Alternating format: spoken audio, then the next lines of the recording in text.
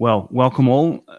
Morning, afternoon, evening, wherever you are in the world. I know it's 9:30 at night here in Australia on Sunday. And Eddie, what time is it for you, mate? It's 1:30 p.m. here in 1:30 Germany. p.m. Okay, cool. Well, man, thanks for coming on. It's awesome to be able to do this. Yeah, man. Thank you for having me. Yeah, no sweat. I know we had a bit of a chat. I don't know when it was, a week ago or so. Yeah. Just to kind of get to know one another, and that was 2 hours went by in a flash. I think so. It was pretty cool.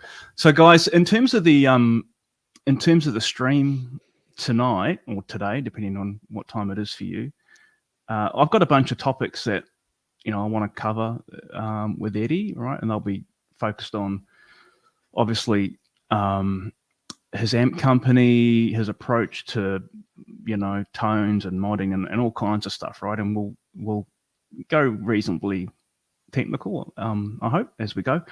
But it's a Q&A thing as well, right? So if there's any kind of questions or any comments or anything that you guys want to delve into, just drop them on the chat, and we will definitely get to them.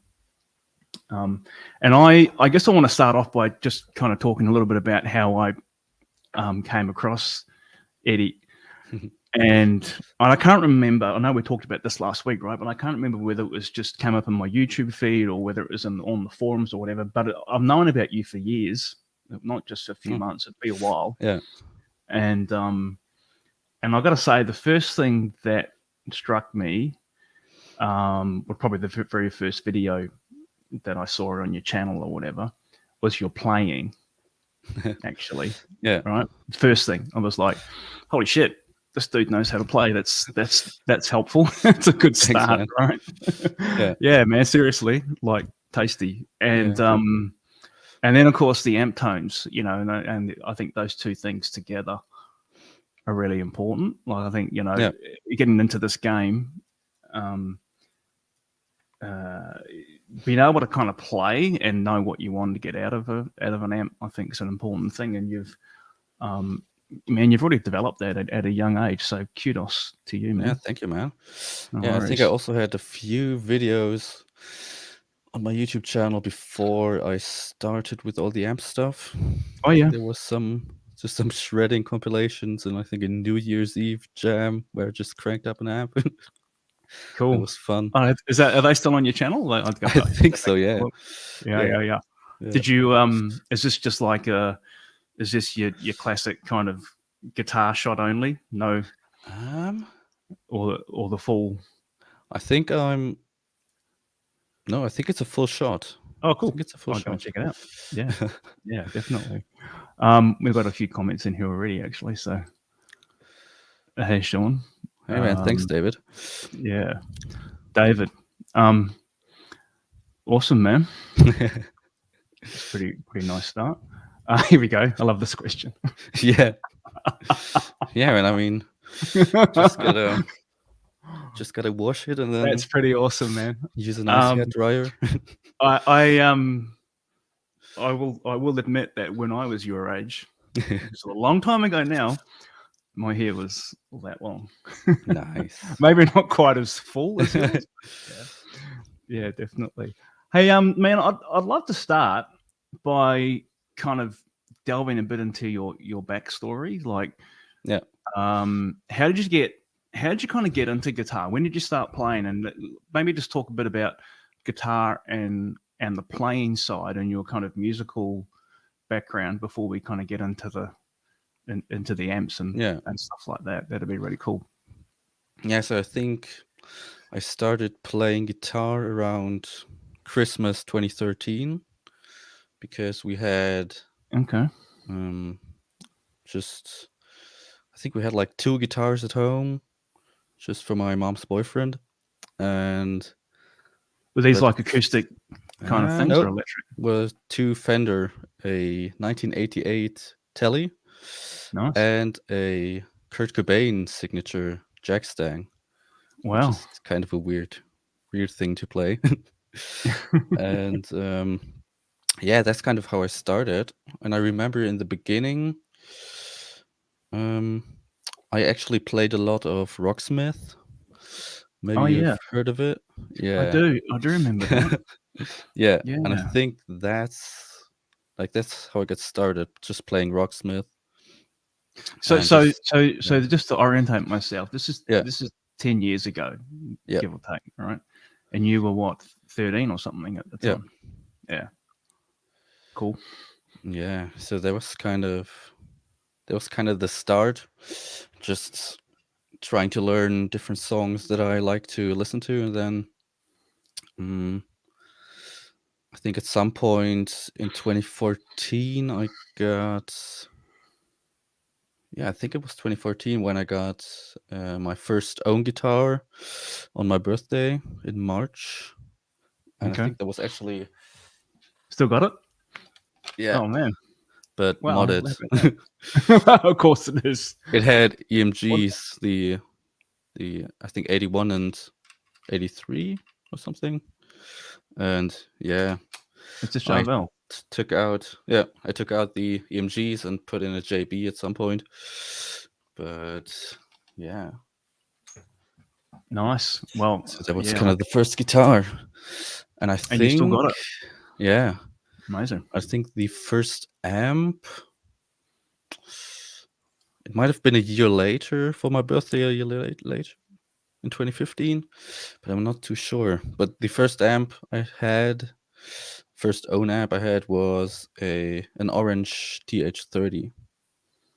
Okay. But before that, we already had an amp for my mom's boyfriend, and that's a Kitty Hawk Junior, which are kind of Mesa Boogie clones, I think. Okay. And yeah, that was basically the first tube amp that I really played, was that Kitty Hawk for a few months and just playing around with that a bit. Was that like a head or a like It's a combo. combo? Yeah, Okay. just stupidly heavy. Yeah. I think it had Yeah. a G12 T75 speaker in it. Okay. And yeah, so that's how that got started. And then I think I realized just a few years after starting to play that like I really enjoy playing guitar, and that I'm probably gonna pursue some kind of career in the music industry, or Well, yeah. kill it. Yeah. Nice. But yeah, That's how it bold choice. started. Yeah. Yeah. Awesome. So did you like did you study formally, or like are you self-taught? Like how did you progress? You know? First, I think 2 or 3 years were self-taught. Yeah. And then I had a teacher for, I think, 3 years. Probably from around 15 to 18, I think, I had a teacher. And yeah, I also in school, I did do music in school. So like basically in high school, Mm-hmm. the equivalent, German equivalent. And I thought about, yeah, it's kind of the school system, of course, is different. I don't know how it's in Australia and in the US, but here you can choose between a few different subjects Yeah. for your what's it called, I guess. We'd probably call it like the main. You know, I think your in major. the UK it's GCSE. Oh yeah. So I thought about doing music because that's one of the electives that I chose. Mm-hmm. But I pretty quickly realized that music theory and all that stuff and analysis, like musical analysis of like classical pieces, wasn't really my strong suit. so yeah, I didn't even get that high school thing in music. I had it in biology instead. But yeah, but after school in 2018, I did then go to Guildford in the UK and Yeah, you studied mentioned this at to me. ACM. Yeah. Yeah, Mm. because that So was more that's a music contemporary. school. Yep, Yeah. but it's more contemporary. No analysis of Bach and Beethoven and stuff. So just rock music and blues and Oh all that wow. And stuff. so is that the kind of environment where you're getting kind of tuition and lessons and kind of this kind of stuff? Like, Yeah, it's basically everything. So you've got technical lessons for guitar, then kind of songwriting stuff, also music production, some music industry stuff. So it's really just all across the board, just everything that you can imagine that has to do with guitar and music. yeah, that's killer. I just want to go to a couple of we've got a couple of shout outs here on the chat, so I'll Yeah. just bring them up. Serious Amplification. This is Alex Catlow.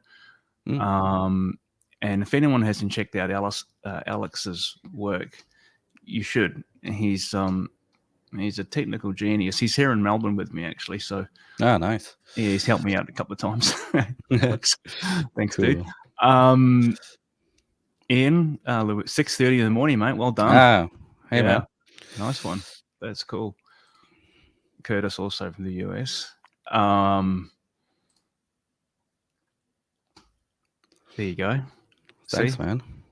Yeah, I'm trying my best.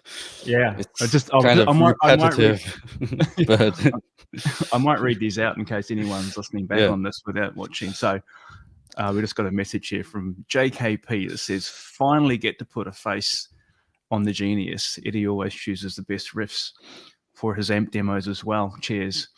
Yeah, man, I'm going to learn ask some new riffs at some point, so I just can switch it up a bit. I know that feeling. I was like, what are we going to play this time? Not the same thing over and over again. And Lee's saying, "Hi guys, great to see Eddy on here, Jace."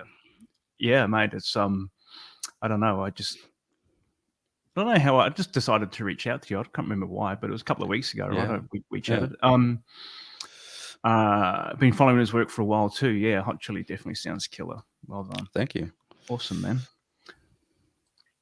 So let's talk a bit about your influences and stuff, right? So because this will kind of play into the whole, like when you're going searching for tones. Yep. I think everyone who kind of does this, right, who's in this world of either building, modding, designing, whatever, you've got this kind of sound in your brain, right, that you're kind of aspiring to, and that's often influenced by the stuff that you grew up listening to or whatever, right? So yeah, for sure. Yeah, let's talk a bit about influences and kind of like if you were to describe maybe something that was recorded, an album or whatever, like what's that kind of that magic tone, for you?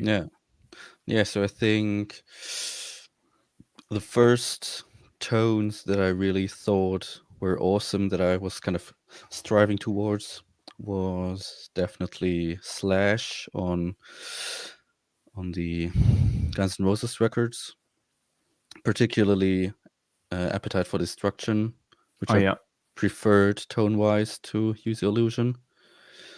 Do you just I know you know this stuff probably almost certainly better than I do. What amp did Slash supposedly use on Appetite for Destruction? So I personally think it was the number 36 stock amp from SIR. Because the way I think that worked at SIR is all the amps had different stock numbers for their system or something. So yeah, that was 36, which was a Frank Levi modified Marshall JMP.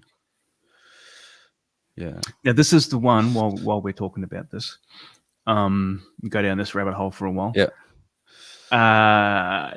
The schematic for the 36 is not definitively known. Nope. Yeah, that's right. So everyone's kind of got a bit of an educated guess on it. Yeah. But it's never kind of definitively been published or reverse engineered. Is that right? Yeah, the way I understand it, that's right. And I only know of one guy who I've been in contact with a few years ago, and he said that he has an amp modded by Frank with the 36 mod.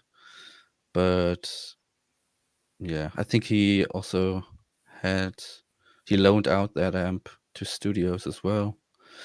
Oh yeah. But I've never seen the inside of it or anything, so I'm just guessing as well. Okay. So you said you preferred that over the anything else that Slash has kind of done, like that time? I think so, yeah. Although still the Use Your Illusion sound and all of his solo record sounds and Slash Snakepit, I also really like those sounds. But I think if I had to pick one, it would be the Appetite for Destruction sound. Yeah, cool. Yeah. Any kind of other players like Slash? Yeah, Is I Slash think is Slash your number one guy? Like, because everyone's kind of got a number one guy, I think. I think for the longest time he was definitely my number one influence. And which is also why my second guitar after that Chauvel was Les Paul. Of course. So yeah, I just had to have one. You can't And play. you've still got that Les Paul? Yeah. It's Is this the one with the it's got the zebra pickups in it? yeah. Cool. Yeah. Or yeah, it's missing the E string down here. I've got to restring it. But yeah, I've had this. That's an old late 70s Gibson Dirty Finger pickup Oh yeah.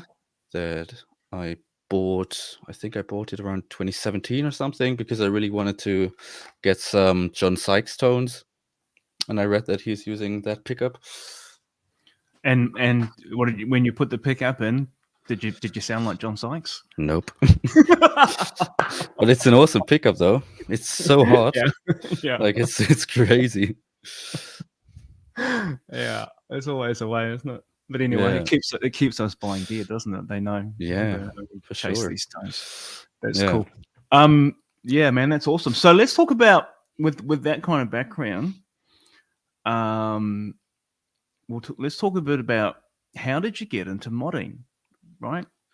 How did that kind of happen? Because like not every guitar player goes down that down that path, right? Yeah, for me it was basically I think it was the desire to just recreate those tones that I've heard like as closely as possible. So it wasn't just enough for me to just get like a Marshall JCM 800 and push it with a pedal and say, okay, that's that's enough. Yeah. So not the same. I Not the same, really is it? went down the rabbit hole, and it's not the same. I mean, I often get comments on my videos where I do mods and stuff, and it's not always, but there's always some smart ass that says, of course, you don't need to mod an amp, you just use a pedal. And it's like, dude, it's not the same. Yeah, there's just no way. So man, what did you? Like it's just different. It's What did you start with? Like, what was the first kind of amp that you go right? You kind of got the soldering iron out and ripped into. What was it? That was a 1973 Super Lead. Pretty good place to start. Yeah, still a hand-wired one. Yep. So that's good. And I actually had that amp modded by a tech here in Germany who's since become a very good friend of mine and who's helped me out a lot with technical stuff and just getting started with working on amps. And yeah, cool. Everyone needs a mentor, I think. I was lucky to have one. So, for sure. And so that amp, like he modded it with his version of the 34-36 mod. Mm-hmm. And of course 34 is well known and documented, but 36 was always kind of the place where I then I think was about a year after I got the amp, or like half a year. The 36 is one extra gain stage. Yep. Yeah. So it's 4 gain stages plus cathode follower. Mm-hmm. So in your 73 JMP, you had to take the brave step of drilling into the chassis. Yeah. Awesome. Yeah, he did that part for me. But I think the amp also it had a replaced power transformer. Oh I think yeah. it was some Okay. kind of weird looking custom transformer from Belgium, I think. Wow. And it also, I think it had a few holes in it before I got it, which is also why I got it quite cheap. You don't feel so And bad about modding yeah, an old amp like that if it's already been hacked apart, you know? yeah, yeah. I Yeah. think I bought it for like 1,200 euros or something, Wow. which for a hand wired super lead. That's amazing. Yeah, Yeah. Yeah. yeah, best deal I think I ever got on an amp like that. And of So course, because you had yeah, you had your buddy, he modded it, yeah, you kind of had I guess, a starting point or a framework to then yeah, kind of start playing and tuning a bit. Is that kind of what? yeah. Like I Mm. think the first things that I tried were really just adding on more more capacitors or something. I don't even remember what I tried to do, but like just tinkering with it, trying a few different values, and just seeing what happens if I change certain things. And Were you yeah, following any kind of any reference at this point? Like, were you getting mm, ideas from different forums that have been around? I don't think Um, so. That came later. I think at first I really just started to try out, just by trial and error, just try out different things, and I don't think it sounded any good, which is why I always went back to did you ever where it was. turn the amp on and started like smoking sparks Nope, and crap like that? No. nope. Okay. Lucky. Yeah. Yeah. Lucky. Um. Okay, cool. I just want to pause for a second. I just want to get to a couple of Yeah. these messages here. We've actually got a question here. Yeah, I just someone asked this question a while back on one of the streams that I was on. This is this thing, guys. So the question is, I have a collection of 25 amps. Some rarely get played though. How often and for how long should I turn on each amp in order to keep the amps healthy? So it's a question about the filter caps. Yep. And some of you guys have probably heard stories about, amps that haven't been turned on for a long, long time. And you have to kind of reform the electrolytic caps. So these are the filter caps that will give the amp a steady DC B plus power supply from your AC wall voltage. Yeah. So if they're not performing or they fail, your amp will hum bad, and it's obviously going to sound terrible. And they do go bad if they haven't been used. But Eddie, I think it's a long time, right? You can have an amp I off for think a so. long time. Yeah. These stories normally come out from, someone who finds a Marshall in the back of a Yeah. the grandfather's shed or whatever, it's been sitting there under a blanket for 20 years or whatever. So I think, if you've got a collection of 25, you're probably turning them on once a year, at least, maybe even more than that, and that would be fine. As long as you take them out of standby, it's not enough just to, like, take them out of standby and let them warm up or whatever. You've got to get voltage onto the caps. So, turn it on all the way. Yeah. Would be my advice. And you got 25 amps, you should play all of them. Yeah, man. They all deserve it. Yeah. Hey, Mike. Yeah, man. Yeah, man. Mike's over in Perth, which is the No. other side of Australia from where I am. It's a long, long, long way away. And Mike's got a head first amp, so he's a good dude. Nice.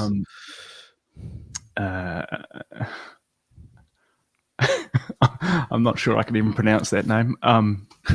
He's saying hi. And JKP, speaking of how pedals don't just cut it, how close would a tube pedal get to the Jose tone versus a tube wide straight on the front end like he did? That's a really good question. Yeah. Yeah. Do you want to have I think one comment problem definitely is the missing master volume. If you're using like a super lead or something, non-master volume amp, and if you were to use like a JCM with a master volume, then the preamp is just too different to sound like a real Jose. even if the edits, or no, it wouldn't even make sense because JCM already has 3 stages, of course. It's a really So, good. It's a really good yeah, point, isn't it? Because so guys, if you're not aware, what Eddie's talking about, of course, is that when the during the JMP era when Marshall brought out the master volume amps, yeah, it's 2203, yeah, 100 watt, and 2204, 50 watt. They're a different front end than a Plexi, and they have an extra gain stage. So, and if you just put a tube pedal in front of a Plexi, you're only going to get kind of that Jose tone if you're playing that amp bloody loud because there's no master volume. yeah, Plexi. So what Jose would do in the mod, put the extra gain stage in front of the Plexi front end, but also a master volume. yeah, Right. So even if you have a post phase inverter master on your Plexi, it's still not going to be the same. yeah. It's gonna be different. Yeah. Yeah. I mean, you would have Especially when you're talking about the higher gain Jose tones with Zener diodes, then you really need that master, that stereo push-pull clipping master. this is it. And the thing about the pedal, and a pedal in front of an amp can be awesome, and we all know that, Yeah. right? It can tighten it up. It can do loads of really cool things. Yeah, I mean, Seg Wild. Yeah, well, So man, how good, that's it.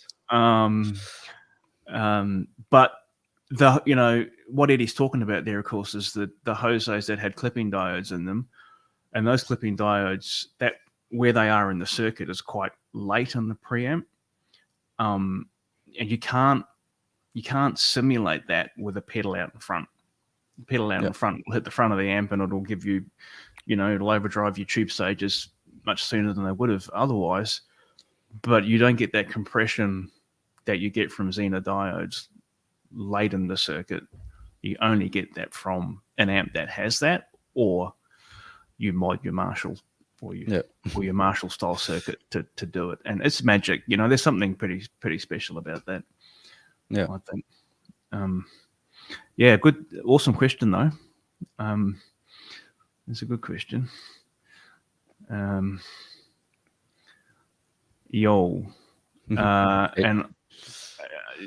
use Synvatec from Mr. Wu. I'm not too sure what that is. Eddie, do you know what that's referring to? Nope. No. So KXM Rock, you might need to elaborate on that statement. I'm not sure what that is. Are you looking it up? Yeah, but I can't find anything. Okay. Well, we might come back to that if you can. It just brings. If you can give us more detail on that, we're happy to tackle it. So let's get back to your story, if we can, Eddie. So you started off in this thing by modding stuff, right? And I think everyone probably goes down that pathway. I certainly did. Talk to us about Lenz amps. Like, how did the company come to be? How long have you been doing it for, and who else is involved? I guess those are kind of my three main questions. Which, so just how long, who's involved, why, when did you kind of go, oh yeah, I'm going to do this. I'm actually going to establish my, this is a company, Yeah. So I think to go back a little bit, I started doing a few mods for customers in, I think it was around 2019, while I was still living in the UK. I did a few mods, and I always posted my stuff on Facebook.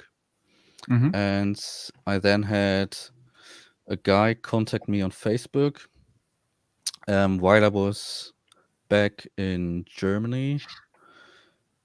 And yeah, he basically said that if I wanted to like start an amp business or anything in Germany, then there's that one guy who has loads of contacts and stuff, and that I should contact him, or that he's gonna put me in contact with the guy. Had you heard of this guy? Like, is this someone that you kind of knew of, or? I didn't know of him before that, but once I looked into him, I was like, yeah, okay, that makes sense. So the guy who contacted me on Facebook was Michael Kast, he worked for Bogner amps, Oh wow.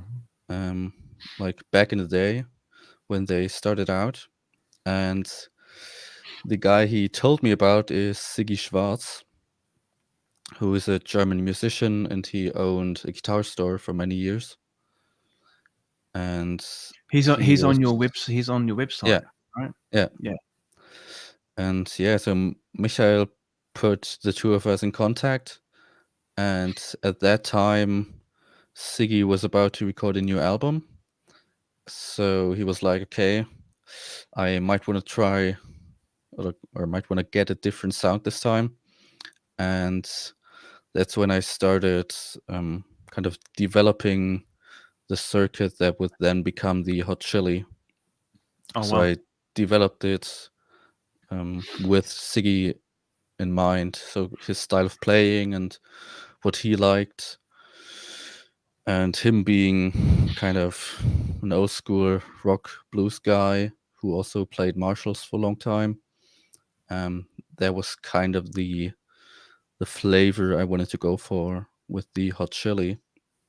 And it was actually in this Super PA right there that I developed that circuit. And then I met up with Siggy in his building in Heidenheim in Germany. Mm-hmm. And I brought him that Super PA. And actually this JMP, which at the time had my Jose mod in it, and this JCM 800 2-channel rebuild. So I went to him with these 3 amps, Okay. and he tried them out and compared them to his Marshalls. And yeah, then the next day he just called me in the morning and was like, "Do you want to start a company?" So it was kind of That's so crazy. awesome. Yeah. So you'd already let's call it, the main parts or the main design for the Hot Chili was already kind of in place by the time you had that conversation and that meetup. Is that pretty much it? Yeah. So yeah, Yeah. that's interesting. Yeah. So how when did this when did this connection happen? Just how long ago? That must have been summer of 2020, I think. Okay. Yeah. Yeah. So kind of 3 years ago. That'd be, Yeah. Yeah. But it then took a long time to like get the company registered and all that paperwork and Oh yeah. yeah. All that stuff. This I understand. I've Yeah. had to do it in 2 countries, Australia Oh, and yeah. the US. So Yeah. yeah, it takes ages. That's really cool. So there's a third person. I looked on the website, Yeah. right, and there's 3 of you named. Yeah. On there. So who's the other partner? Yeah, in the right. So when Siggy and I talked about starting a company, we thought that it would be good to have a third guy who also has connections in the industry and really likes to whose heart is really in that business, who wants Yeah. to do that stuff. Yeah. And that guy was Michael Kast, who basically initiated the whole thing. Oh, cool. So That that was the was original. perfect. Yeah. Yeah, Yeah. yeah, Yeah. yeah. Yeah. And Nice. both of them worked together with Bogner. And so they already knew each other and had work experience together. And yeah, so there was So basically perfect fit. they'd both been with Bogner in LA or before he went to Michael America. was in LA with him, and Siggy always stayed in Germany, as far as I know, because he had his guitar store there. And Siggy had loads of, like, basically one of the biggest boutique guitar stores who, like, had all the stuff, like all the Bogners and Mesa Boogie, Soldano, just everything, which was pretty rare back then in Germany. Also one of the first guys to bring Mesa Boogie amps, import them to Germany. Okay. So yeah, that is cool. yeah, and dumbbells as well. Quite a few dumbbells. Really, Yeah. man, that's interesting. I'm just going to go. I'm going to go to the chat again for a bit here, and we'll just catch up on some of these comments or questions, and then we'll come back. I want to talk a bit more about the hot chili if I can, man. So we've got a question here from Ian. The Stereotone Yeti. I had one of those amps. That was one of the first amps that I built ever in my learning curve. Yeah. I needed a kit. Just give me everything in a box. Yeah. Right. Yeah. Before I was ambitious enough to put together my own thing. It is. It's an adaptation of the Jose mod. It's the pre-tone stack master diode clipping. Now, Eddie was talking before, Ian, about the Steve Vai amp that's featured on Pete Thorne's video. Yeah, that's what I had in that JMP back then. With the paralleled input stage. Yeah, right. Well, the Yeti doesn't have the parallel input stage. It's just cascades, but Ian, it's basically, what they've done with that. It's kind of based on a Cameron CCV in a way, that amp. And the Cameron CCV is based on the Jose mod. All right. Gain stage in front of a plexi, master volume moving to before the tone stack with Xena diodes on it. And that Yeti has a 3-way error switch on it. And it's in the mid position, there's no diodes, right? So you'll notice then when you play with that amp, I bet when you move that error switch around, it goes really bloody loud when you put it in the middle position, because that's the Xenas coming off and not compressing your signal anymore. So it gets super loud. And then I think it's got 20 volt Xenas one way, and then MPSA06 transistors the other way, which operate kind of like a 10 volt Xena diode, more or less. So yeah, it's kind of based on the Cameron CCV, which, as I said, it's which is in turn based on the original Jose mods.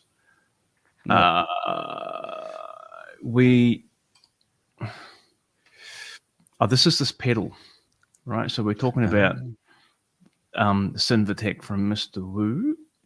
So it's this one, Synvatech MAGT1. And KXM Rock goes on to say, having problems typing in the dark. Okay. Synvatech MG81 pedals, Marshall in one box. Yeah, Michael Nielsen did a video on that. You know it? I'm not familiar with it.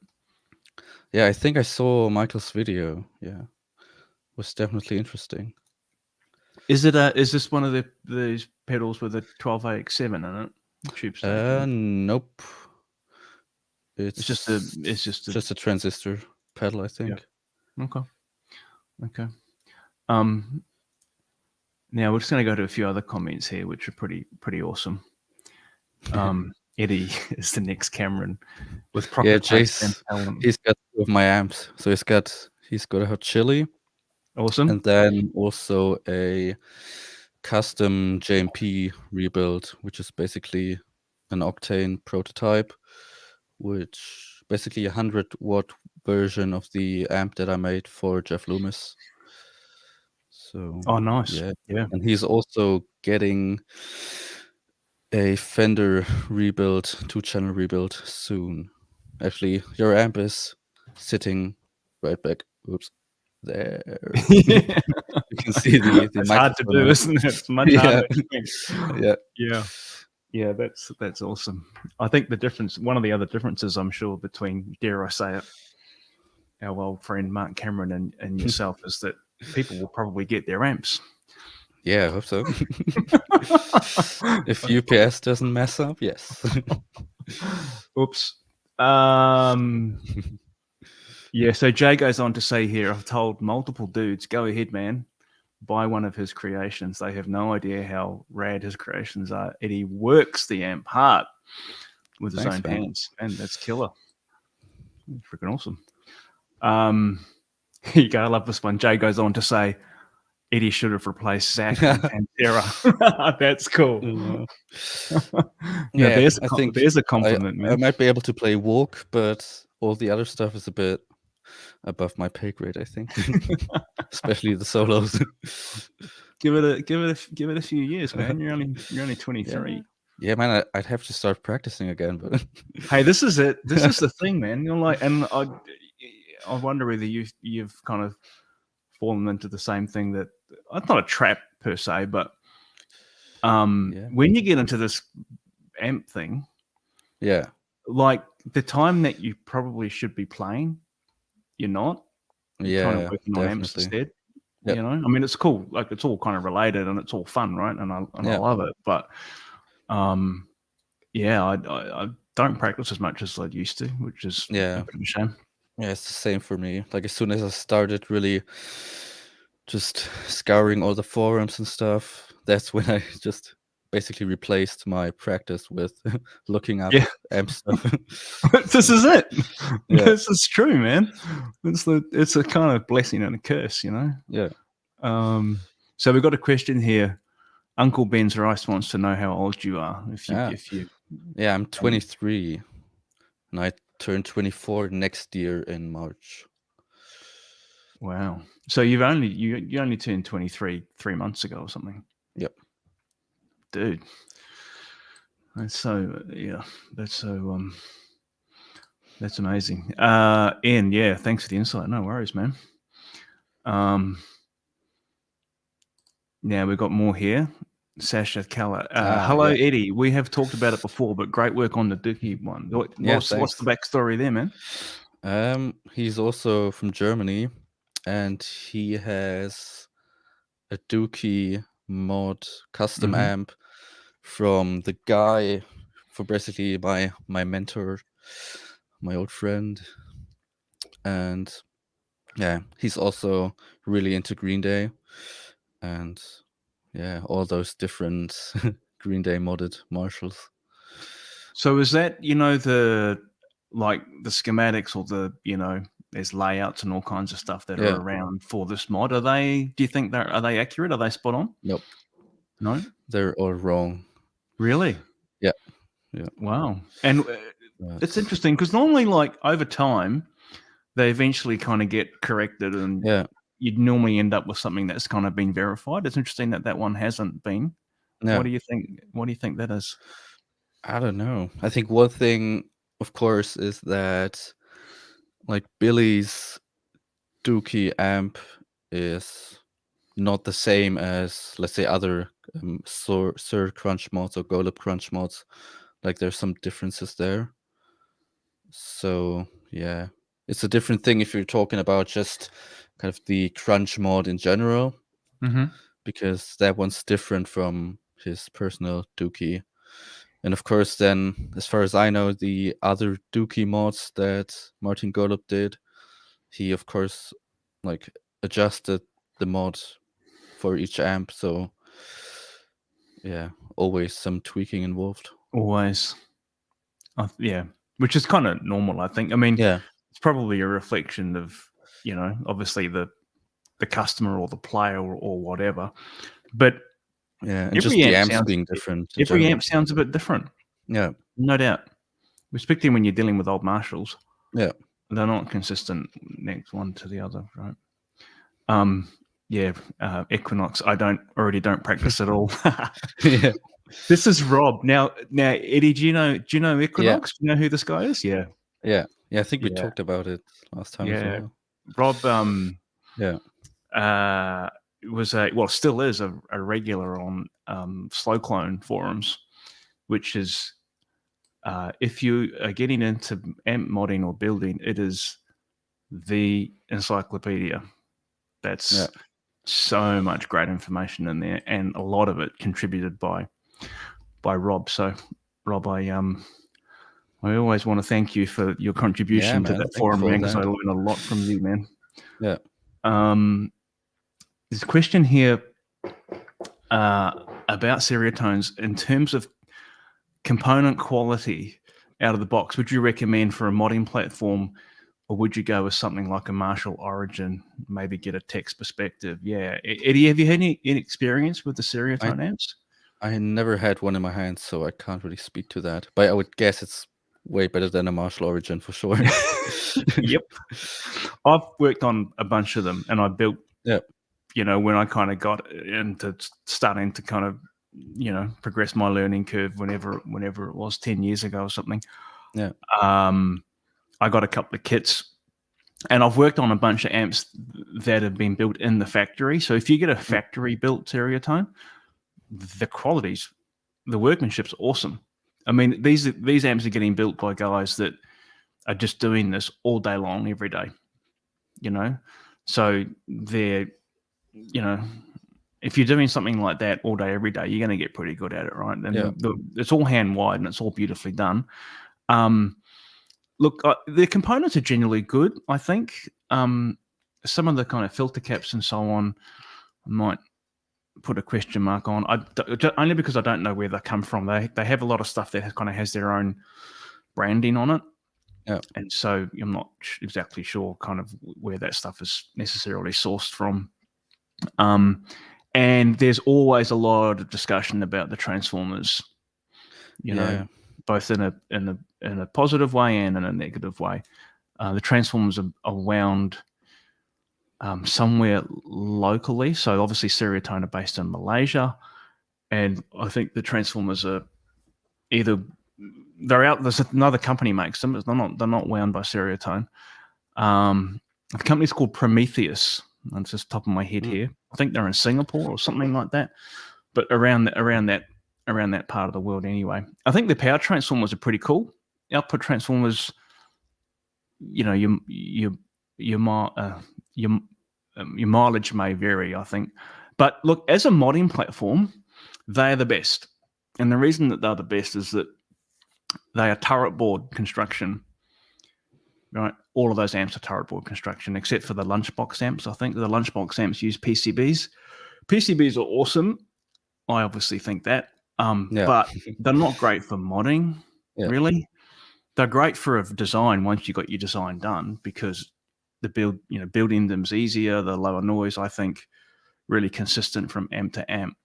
But in terms of kind of modding, and particularly if you want to change the signal path, PCBs are a pain in the ass. You got to cut tracks and fly components over the top, and it's just a nightmare. Whereas with a turret board amp, or point to point even, much easier. So, and plus you're not destroying a vintage Marshall as well. So that's always handy. Yeah. Especially if you want to post about it online. Then you won't have any stupid comments. You'll get, if you want to get a lot of hate put on you, then you should post, take a photo of yourself drilling into your 1970 JMP and put that online and see how it goes. But I'd recommend them, man. Like great modding platform. Get one of the kind of like, one of their 2203, 2204s or super leads or whatever, and then you can just go to town on it, and it's all good. The Lenz smooth switch sounds cool. So is that a reference to Hot Chili? I think so, yeah. Do you have is that a voicing switch or? Yeah, it's a push-pull voicing switch on the treble pod, actually. Yeah. Okay. So let's talk about, that's a nice segue into the Hot Chili. So tell us a little bit more, if you can, Eddie, about kind of the inspiration for that amp. Anything that you're prepared to share in terms of the design. I don't mean give away company secrets. I'm just like anything that you can kind of talk about in terms of kind of the general approach and So before I kind of developed the Hot Chili, I played around with loads of different circuits, and for my own taste, I always came back to 4-stage non-cathode follower circuits, so with a plate-driven tone stack. Interesting. Now, so before you go, I'm going to interrupt you already. Why? What is it about the plate fed thing that you were like, hey, this is me, I don't know. I think it was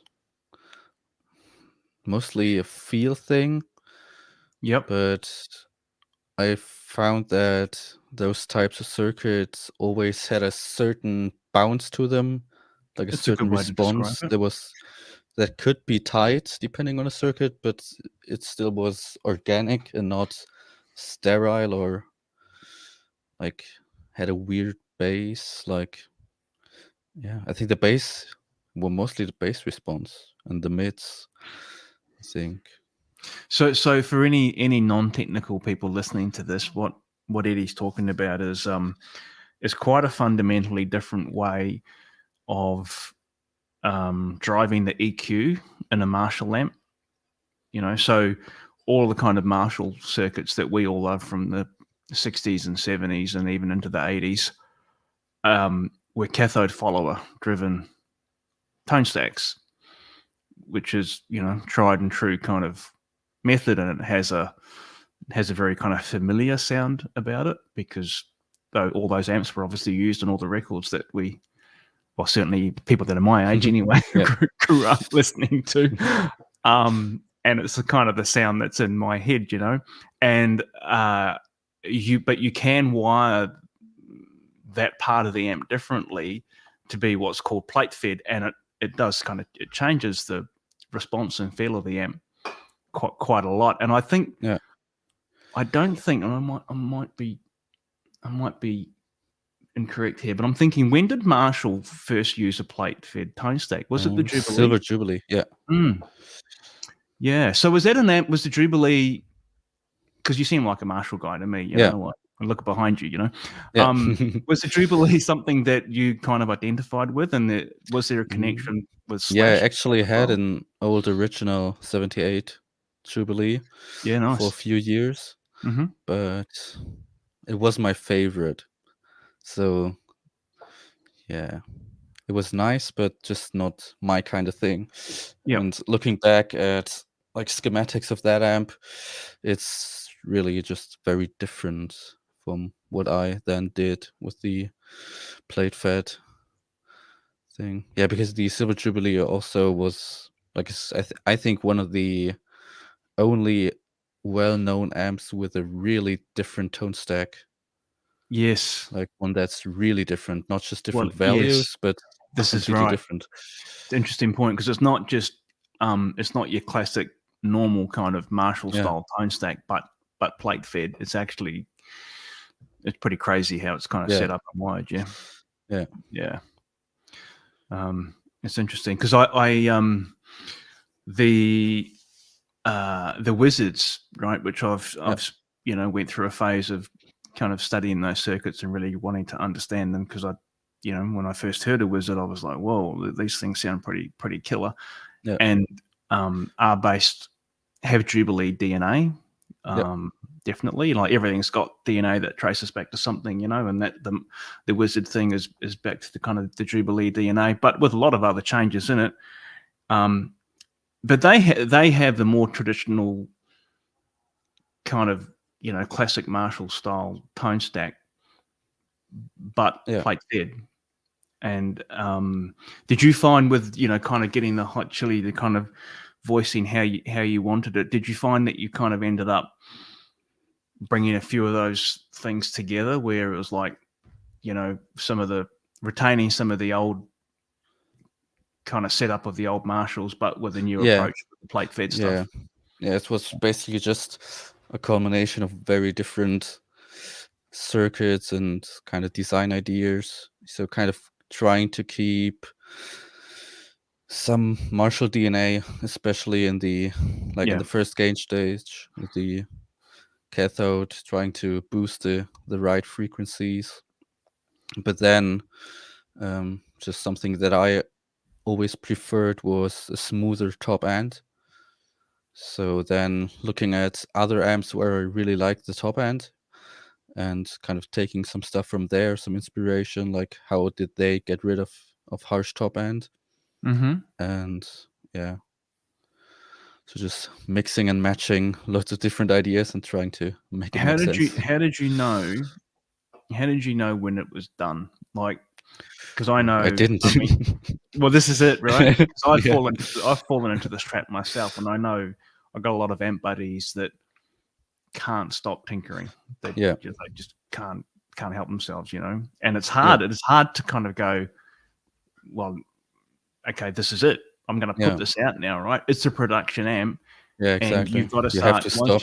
You've got to stop. Otherwise, you'll Yeah. never sell them, right? You'll never get one out the door ever. Yeah. Was that natural for you in the development of the hot chili, or was it a hard thing to kind of go, I've just got to stop now, like? There was a thing with all the different push-pull options that I have, especially the gain boost. I reworked that so many times. Yeah. Like the way it's now in the production model, it's so different from what it started out as. Like so is this a push-pull on the gain pod or something? Like, Yep. And yeah, it just works in a completely different way than the old gain boost that I started out with.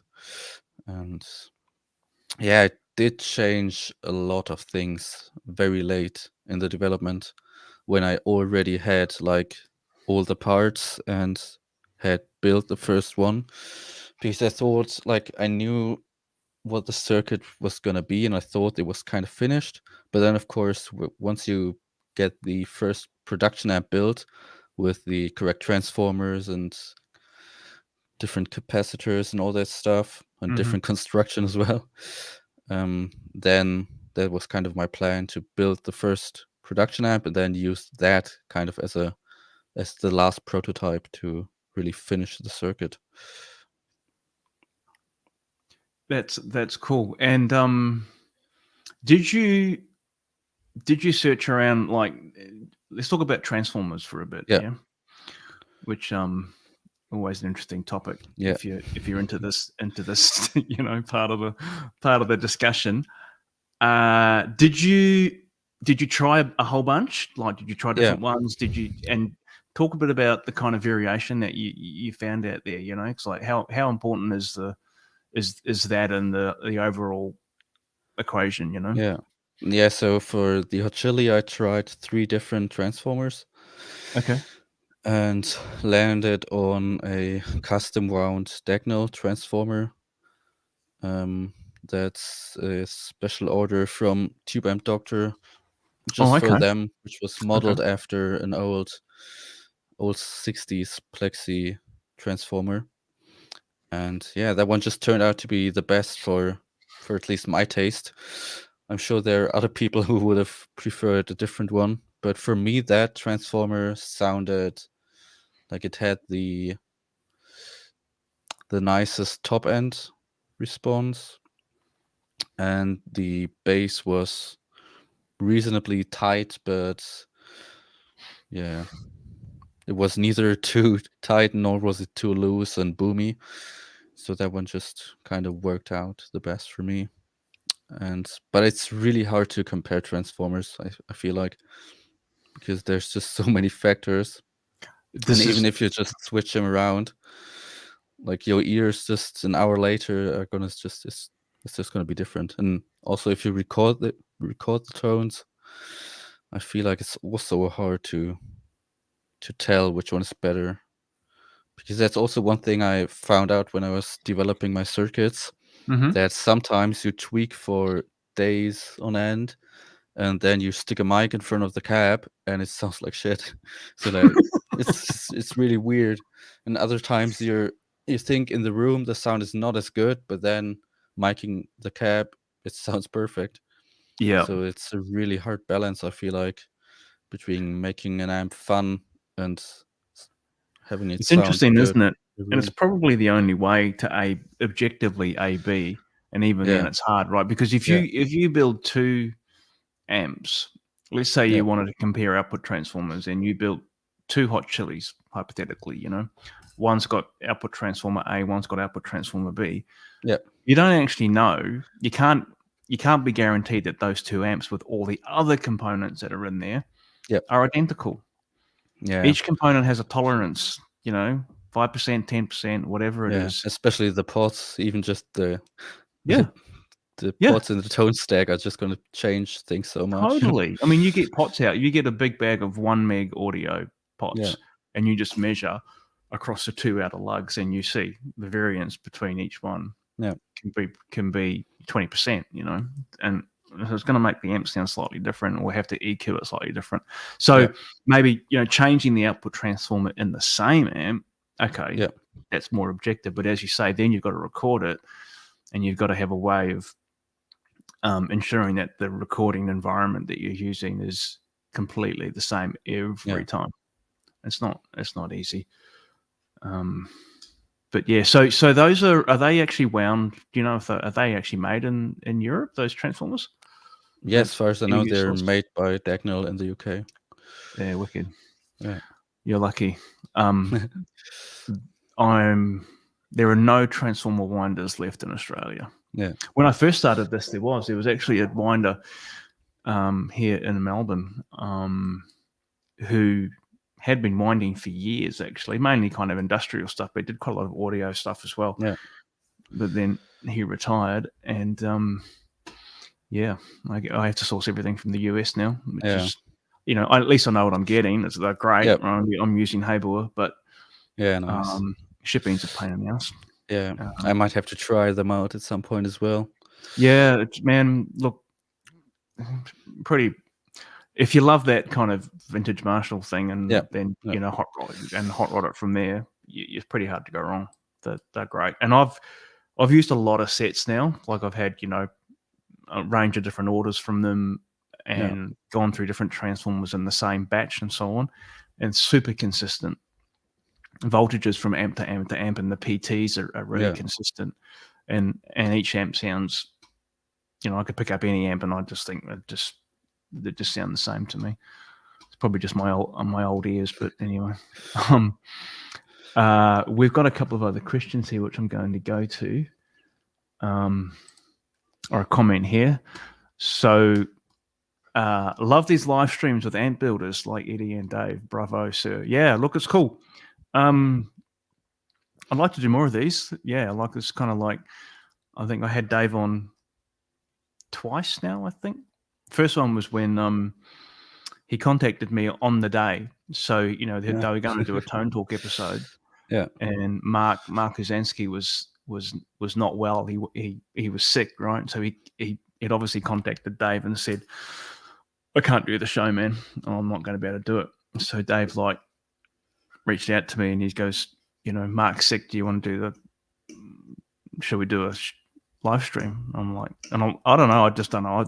I assumed he meant the next day or whatever, right? And he's like, no, like now, like in about half an hour or something. But it's cool. It didn't give me too long to think about it, which is probably good. Nice. Probably a good thing. Here's an interesting question, Larry. So this is Larry Amps, right? Yeah. What do you know? What do you know about Larry, Eddy? Not too much. I know he's in Germany. Yes. And builds really high-end amps. Yep. And yeah, that's. I know. I wondered whether because he was German, you might have some more inside info or gossip about Not Larry. much, no. I had one of an old modded Marshall of his. I think it was a JCM 800 2210. What was the designation? Was that a 50 watt combo? Is that the combo or something? No, that's the 4110 is the combo. But the 50 watt I know the one, channel JCM 800. This is around the time of the 2205, and it's exactly. pretty similar to that, right? Yeah, I know the amp. Yeah. So was it modded, or did he gut the whole thing? He gutted the whole thing and then rebuilt it with turret strips. Yeah. Yeah. So I've got a friend in LA who's an amp builder, Jeremy from Ground Zero Amps. Yep. And so Jeremy, if you're watching this, hey dude, he's recently got a Larry. Oh, nice. And it's the same. It sounds just like what you described. I don't know if it was a 2205 or a 2210 or whatever, but it's a JCM era amp. Yeah. You know, the big chassis, completely gutted, and rebuilt from scratch with basically point to point. Yeah. I think he called it Dino 803. Okay. I think it was an 803. Yeah, and he I haven't heard the amp, right? But Jeremy says it's pretty killer. Yeah. Yeah. Tight. Low noise as well, right? Yeah, it's sorted in terms of shielding. It was an 802. Yeah, okay. Dino JM 802. Yeah, it was a 2205. Yeah, 50 watt JCM 800 rebuild. Yeah, killer. So this is the Larry grounding scheme. Does it comes from Larry? This is this Larry, right? I think, yeah. So that was on. I think there was a thread on. Is it Amp Garage? Maybe. It wasn't Slow Clone forums. I think it was Amp Garage, or maybe the old Metro forum. I can't remember, but there is a big thread on there that Larry contributes to, and he sets out the Larry grounding method. So this is a way of, it's a technique or an approach, if you like, for grounding your amp to the chassis in different parts. It works. You can apply it to a Marshall style circuit, and it's definitely a good approach. Ends here. I too want to know more about the Larry mystery. Yeah, well, that's part of the mystique, right? He doesn't. This is the thing about staying out of the spotlight. Makes the amps a bit more exclusive, doesn't it? Yeah, probably charge more. We're doing the wrong thing here, obviously. Yeah. The wizard stuff seems to be a bit high watt dupe hydrish. Yeah, look, I mean they have it. I actually, I was saying to Eddie before we came on air, I actually posted about this, and I can see Gary. Gary was here today. We had a gear fest in Melbourne. So Fraser Nen, who is one of the admins for the Groom Noodlers site, him and Rockin' Chippy, right? So Fraser's kind of one of the admins there. He's based here in Melbourne, right? And he organises a gear fest once or twice a year. So we had a stack of amps and cabs and guitars and all kinds of stuff, and spent 6 hours in a room with all this gear and a bunch of guys. And there was a Wizard MTL there, 100 watter. Sounded awesome. They've definitely got their own thing going on. It was really fun to play. I guess high wattage because they're very bold. They're very immediate, kind of bold kind of sound, but very martially to me. Yeah, like you can see the DNA is there, definitely. Question here from Paul. Eddie, have you thought about transferring your designer knowledge and apply it to non-tube circuits like transistor style hot chili? I don't know. My amp buddy also has loads of experience designing pedals, like kind of amp in a box. Oh yeah, like pedals. And so if I ever do something like that, it would probably be in collaboration with my friend, but nothing planned. Like it's really not something I'm that interested in right now. It's just too different from what I really do. Yeah. And maybe someday. But I think it's interesting. I think I guess one thing you do have is time. You're only 23, right? You'll be you'll have time to deal with these things, which is awesome. Someone here saying, I wonder what Mark Cameron is doing now. We were literally talking about this today at the Gear Fest with the guys. I don't think anyone kind of knows, right? I don't know. I think the certainly the most repeated story, I don't know if it's a story, but the most repeated thing that I've heard about Mark is that he did actually suffer or has suffered some pretty serious health issues. I have no idea if that's true, but it seems to coincide with him kind of, getting out of the game, if you like, and going underground. As he was struggling with his health. So I hope he's okay. Yeah. I don't have a very good impression from him from that story. What do you two think? Is he doing well? No, yeah, we don't know. I don't think anyone knows, right? We all know the story because it's all posted on all the forums about how people paid money for amps that they didn't get. Yeah. But no one knows what circumstances he was in at the time. But it's not a good way to build a brand. That's for sure. Yeah. Christian here, how did how did you and Dave become so friendly, being that you made clones of his amps initially? I never made a clone of a Friedman. I will say that. I made clones of Wizards when I was starting. I never made a clone of a Friedman that I sold. I made a clone for myself. Yeah. Still got that amp, and it's been through multiple iterations. It's now just a standard Jose setup, actually. Oh, nice. But Dave found me because I was selling PCBs, printed circuit boards, to the DIY community. And I don't know, at least 2 years ago, maybe more, I woke up one morning and there was an order for a couple of boards on PayPal, and the customer was Rack Systems. And I was like, oh, fuck.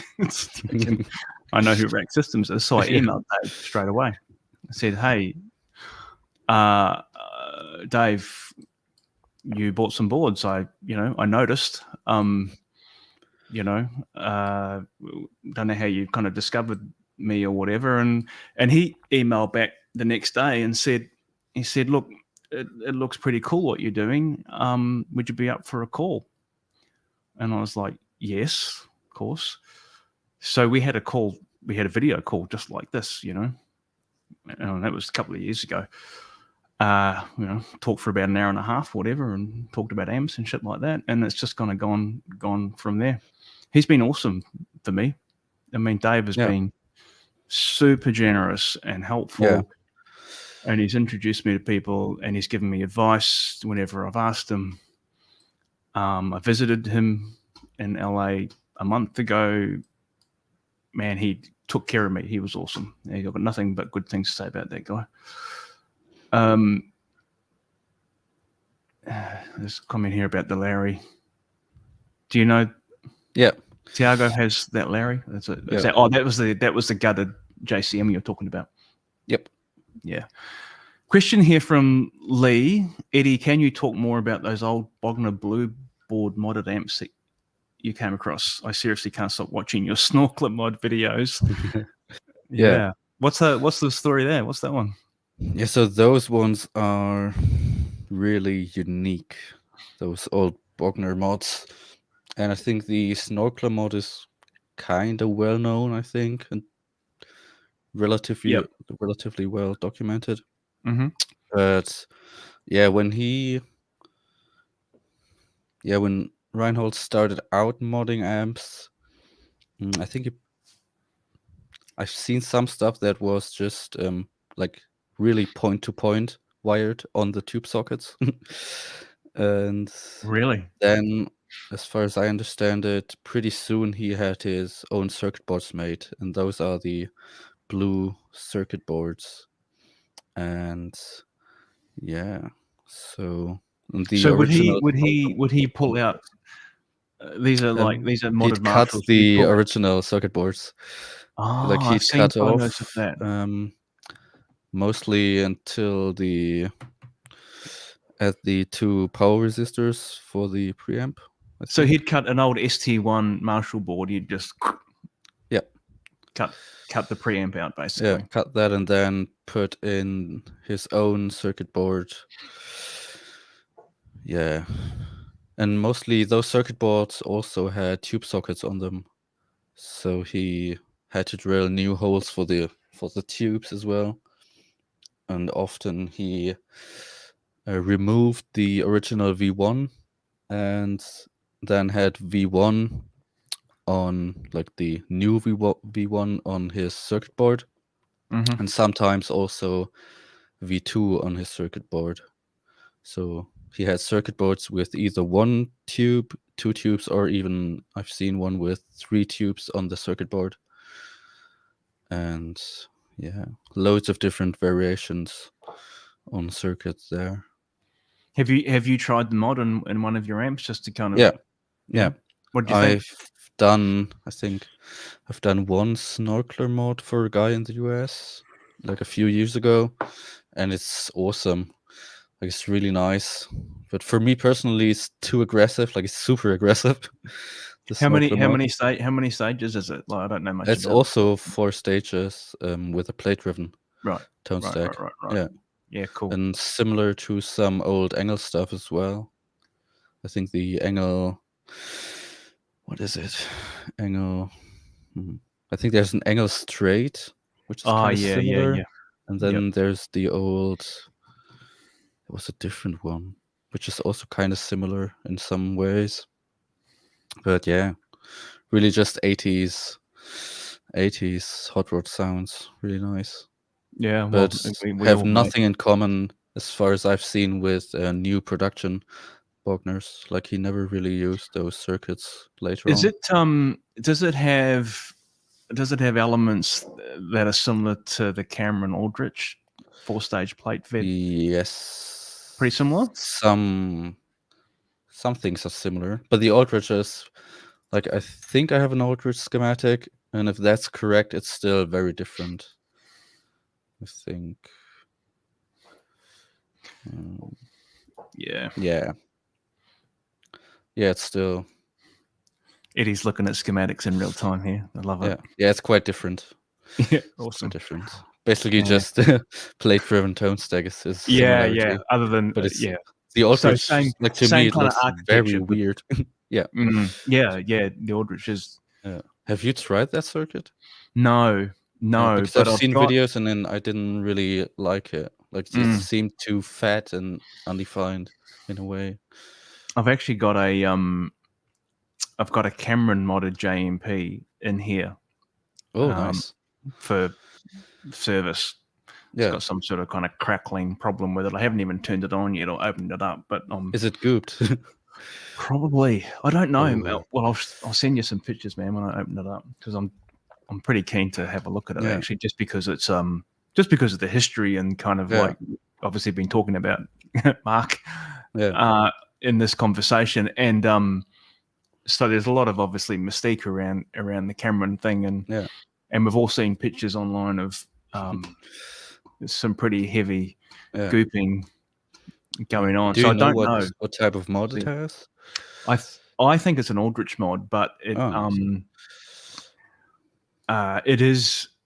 it's got a clean channel put in it as well. So it's got a so looks pretty interesting. FX loop and all this kind of stuff. I had a look at the amp today, just externally. I haven't actually. It was at the Gear Fest, I took it home to work on it. So we'll see. Yeah, so this is back to the Dave Friedman thing. So, look, I watched Tone Talk. Yesterday, my time. It was about 11 a.m. in the morning here on Saturday. So we Friday evening for the folks in the US, and there was a question about stereotone, and Dave, look, he's kind of. I think he's like. I think Dave respects anyone that's kind of getting out there and doing it, but he probably wishes that maybe he wouldn't come out with a clone, while the amp's still kind of current, It's interesting thing. It's an interesting topic, this, right? Because you think about, there's a lot of well-known manufacturers that make clone circuits. Yeah. But those clone circuits are from the 60s and the 70s. And in the industry, that's not frowned upon. That's kind of okay. Yeah. I can't do it either. That amp right there is a Sir SL68. Right? It's this 1968 Super Lead Plexi. pretty much bone stock. It's got a post-phase inverter master from the factory, which is a really kind of useful addition. It's a great amp, man. I fucking love that amp. Yeah. But it's a clone. But there is this kind of there's clearly this kind of line that if you're cloning something that's current, then it's like, don't do that. Yeah, don't do that. I don't know where the cutoff is, you know, like in terms of like anything before a particular year that you're allowed to, but I don't know, it's a weird thing. Just going through these comments here, guys. Yeah, Gary. So the Metro forum was the source of the Larry grounding, so that's good to know. Thanks, Gaz. And your number one fan here, Jay. Two Larrys. Eddy's amps are even quieter and more versatile and juicy. There you go. Yeah, kind of the Larry that I had was an awesome amp, but did have kind of a, for me, it was a bit sterile in a way. Like kind of like distortion was very, or not even dry really, because it did have a nice sense of compression and stuff, but there was just something about it that for me was kind of too, almost too perfect. Like, you know what I mean? If the sound's too, I don't know how to describe it. Is it kind of like, you mean like polished, kind of like not aggressive enough? Do you mean like? Oh, not even that. It could be extremely aggressive. Yeah, one thing that I noticed on that amp, which was weird, is I think it had logarithmic tone controls, which kind of made the taper was weird on those. Very, like all of them, mid and treble. I think, yeah. I think so. Yeah, that's bizarre. That was kind of weird, but yeah. Yeah, interesting.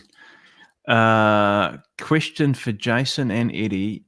I'm Japanese and have a Killer Kali ++. Was modified by Dan Gower, of course. Yeah, he's very friendly and a great builder. Do you two have any connection with him?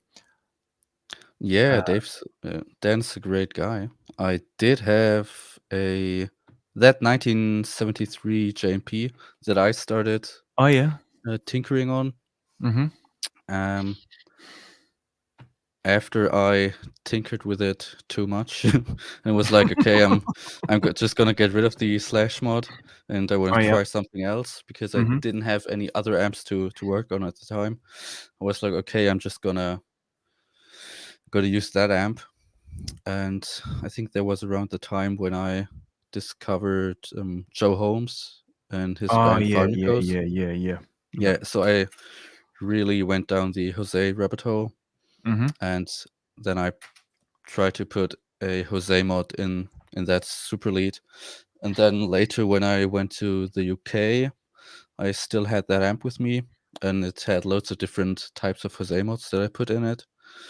But I heard that Dan knew a lot about Jose mods and also worked together with Mike Fortin. Yeah. And Mike, of course, had a close look at lots of real Jose amps, so I thought Dan would be a great guy to like put a real Jose mod in that amp. And and then I had that amp for I think like 1.5 years or something, and then I sold it to a guy, and the guy I sold it to actually then sold me his Super PA, which is this Super PA. Oh yeah, right. So and I got that one for I think it was like £1,000 or £900 or something. It's a 1970 Super PA. Wow. I mean, it's kind of the head shell. You can't see it right now, but it's kind of messed up. Like the corners of all the Tolex is ripped. That's cool. Wood's just been painted black. Have you put a Jose mod in that Super PA? I did have one in that Super PA. I think that was while. Yeah, because while I was living in the UK, I went back to Germany for holidays. And when I then went back to the UK for the last time, I think, that's when I had that super lead, and then I put the Steve Vai style Jose mod in the Super PA and made a video, I think. Yeah. You sent me a link to that video, because when you did that mod, you had a push-pull pot that changed the Yeah. first stage. Yeah, I think. Probably. Wait. You had a thing where that video was going, this is the Vi. I think it might have been different ones. Like I made 2 different Jose mods where I implemented it that way. But I think on that Super PA I had it hardwired just with the Vi style input gain stage. But I might be wrong. But I think I didn't have the switching on That's that the end. amp. That's the amp that's featured the Pete Thorne video. That Yeah. That Vi Jose. Yeah. Yeah. Yeah. Which I'm assuming was just kind of his main one that he used, whatever. Yeah. It's definitely killer sounding amp. I've never met Dan, but I want to. Yeah, and I'm kind of, the question is making me. I've made a mental note that I'll reach out to him and connect, because he does seem like a great guy. Yeah. From just, I've seen him on a few talks like this. Obviously been on Tone Talk, and that was a really good show. I don't know if you guys remember the Dan Gower Tone Talk, but he and Dave, they went right down the Jose rabbit hole. It was awesome. Yeah, and quite technical too. So it was, it was really good. I was scribbling down notes the whole time. That was a good discussion. And another, man, he's a killer player as well. Yeah. Right. So it helps, definitely. And will he be a guest on your live feed? Well, yeah, I hope so. We'll yeah, we'll see.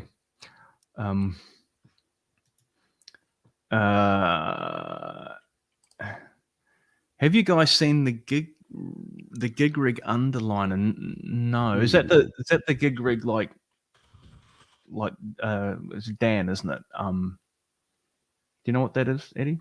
Yeah, I'm looking it up. It is for the amp's effects loop and gives you 2 extra master volume controls. Okay. Yeah, so dual master in the effects loop. That's a great idea, dude. Yeah. That's a seriously cool idea. Yeah. Clever. Yeah. Nice. That's a cool idea. And you could see, like, it would just work in any amp that's got an effects loop, like a decent effects loop anyway. Just not every amp, but most. I think most of them these days are, Yeah. I think I'm still kind of confused by the Marshall loops. That's true. I don't know why. Even on the reissue amps, there's still those loops. Yeah, because that's one of the things that I did. I did the replacement reissue. It's the LND 150 loop that we all know and love. Put into the Marshall reissue form factor, so you can drop it straight into a reissue amp. But yeah, that's a weird. I mean, that thing is a weird loop design, and Marshall should be doing something better than that. In this day and age. Gary, yeah, man, you've always been a sucker for plate fed tone stacks. I know. Gary's actually Gary's a really talented builder, and has been one of my mentors actually through the journey. Learned some stuff. So it's funny when you get into this game, you start making connections. Like, it's very similar to your story, I think, Eddie, where I started making connections here in Melbourne with a pretty small group of guys, right, that are into this and actually build and know their shit as well, and they've all become fantastic friends, which is an awesome kind of byproduct of the whole shared interest thing. And in Snorkeler is the Dirt era Cantrell mod, I think. It's only on Facelift. Okay. On Dirt he used, as far as I know, it was a Mike Morin modded JMP that was actually sold a few years ago on Reverb, that actual amp. Oh, really? I think, yeah. No way. Do you know what it sold for? I think it was like $4,500. That's But a I bit of think a it was steal. even with a 412 Marshall cab as well. You can That probably sounds like, still find it. yeah, sounds like a bit of a steal, actually. Yeah. I mean, Oh, yeah. wait. Oh, I think it got sold again.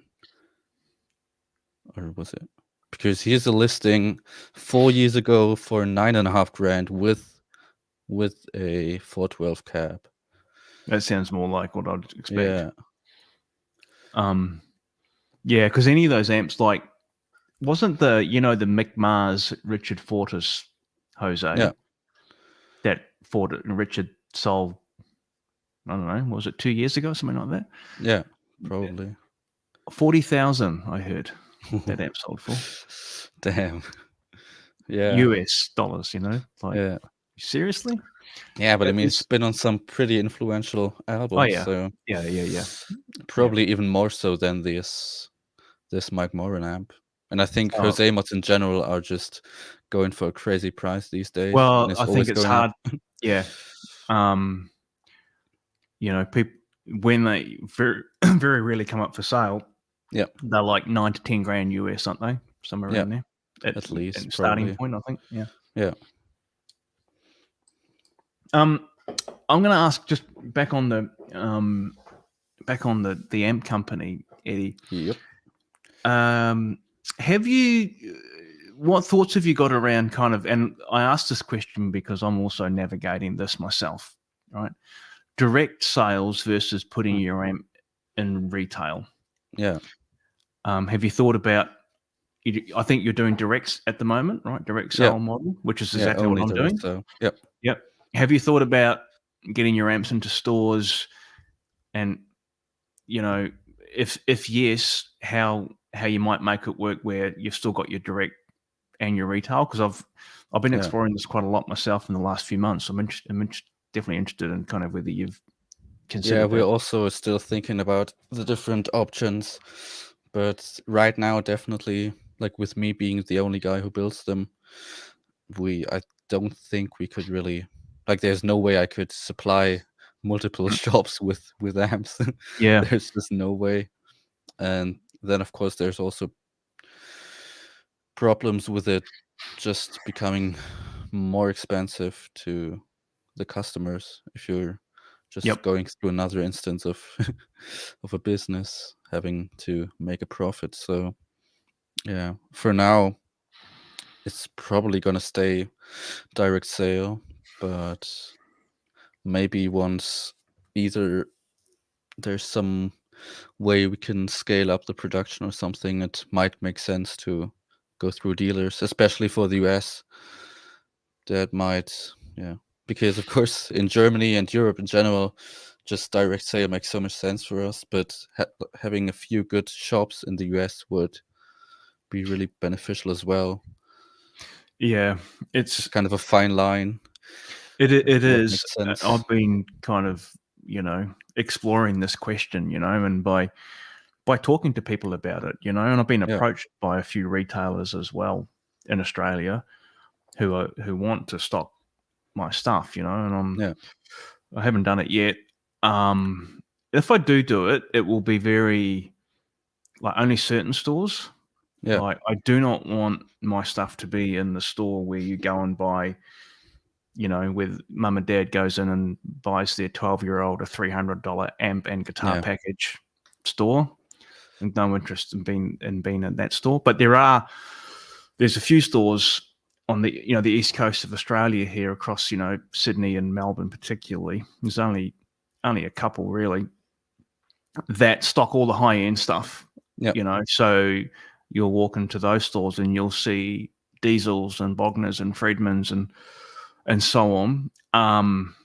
And so that kind of like, yeah, that would be useful. It would be useful from the perspective of having a venue where someone can go in and play your amp.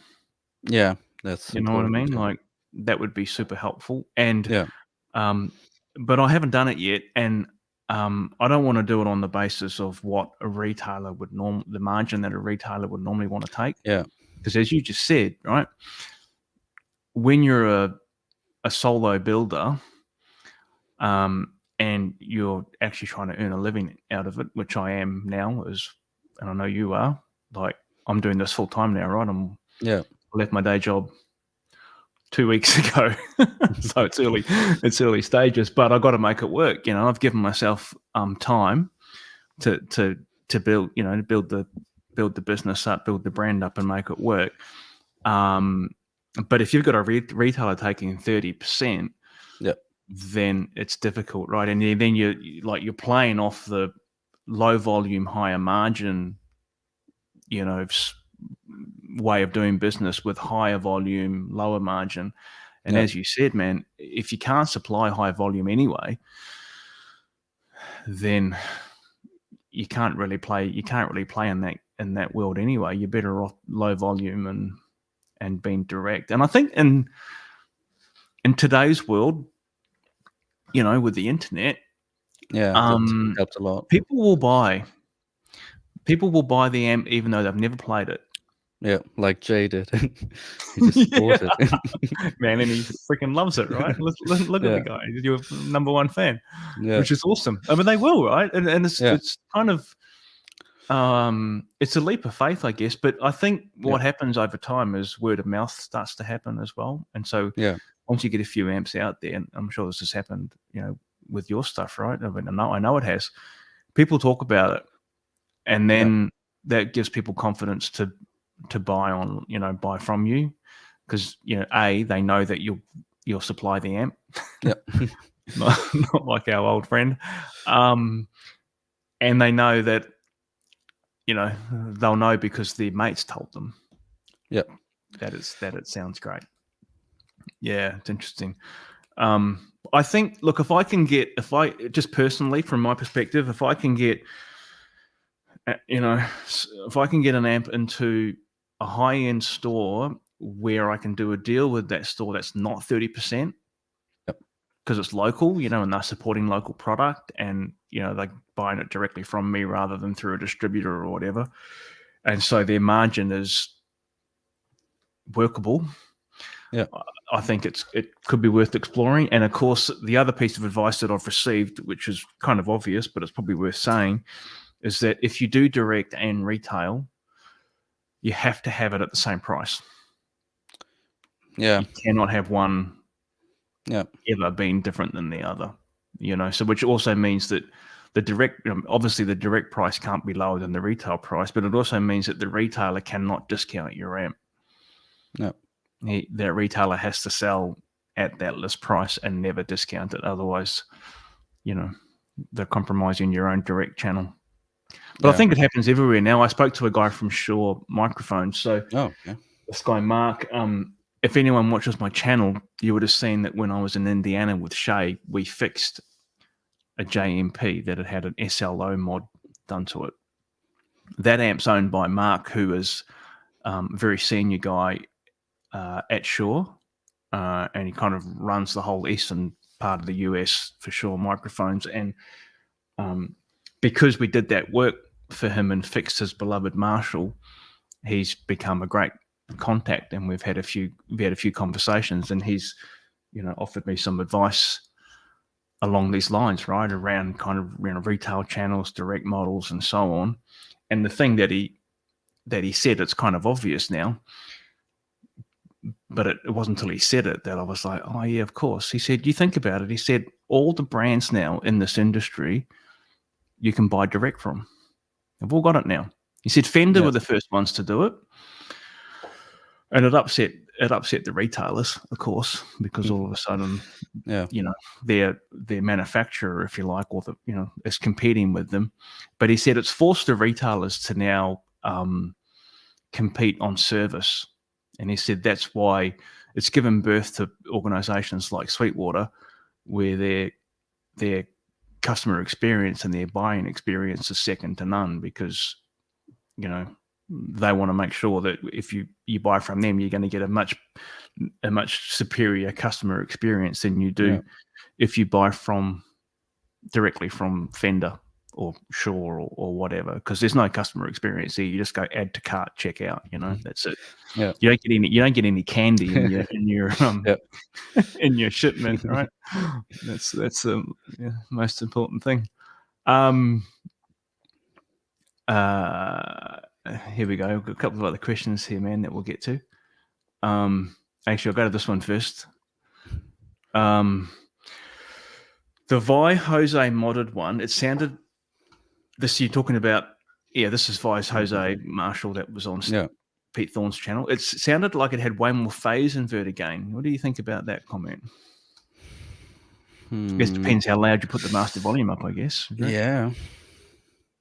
But I think mostly that amp really just, I guess you're probably hearing the right thing, because the way the input stage is wired in that amp does sound fatter than in a standard Jose. And yeah, I've got some videos of my Jose mods where I do have a Vi mode push-pull switch, which that's the one that you sent activates me. that. Yeah, that one. Yeah. And there you can hear it pretty clearly how it gets fatter. Totally. You get a little more gain, but it also does get a bit looser in the bass. Does it kind of get? Did you find that with the gain stage like that kind of parallel stage, that it became a bit too bass heavy in the preamp? Sometimes, depending on your settings, especially the volume 1 setting with the big bright cap, like you can, if you dial that back, then it'll tighten it up. Yeah. But yeah, it also varies so much from amp to amp. Like, it's crazy with those Jose mods, how much they vary. Did you like do you like that style of Jose with the parallel stage, or do you prefer just a single triode? It's been a while since I've really actively played one. Yeah. But man, mostly the stuff I was going for, which is the Joe Holmes style Jose mods, they don't have that parallel stage. They just have the normal straight up single triode. But that's got the insert loop. And he had you were telling me this the other day, right? PCM 41 or something stuck in the. Yeah. Big part of the sound, you reckon? Yeah, definitely. Like the PCM 41 is just straight up an insert loop, like no added components other than. No, it's not checks. buffered. No, it's not a low impedance output or any shit like that, right? It's just just a straight insert right in front of V2 in a Marshall. So it still is in front of the last gain stage and the cathode follower. And that's different. So the Jose mod schematic has done the rounds on the internet forever, and I've shown that on my channel a few times. That has the insert loop, but it's the gain stage before that, isn't it? Yeah, that schematic has the inserts in front of each basically stock stage. So after the added stages, there's an which is effects very loop early. Channel. Yeah. And of course, Jose did do those mods in, like, that's correct, let's say, for Jose's. But he also had that insert loop in front of the last tube. I wonder if it's something that he evolved and then realized that the insert loop after that extra stage was the better place for it. Yeah. But still, I think back in the day I did try using the PCM just as a straight up delay without doing the Joe Holmes gain boosting thing with it. And it does kind of work, but I mean, of course, it's not really a great place for proper effects loop, especially because it's not buffered. So if you use like standard guitar cables, like 5-meter cables or something, you lose so much top end.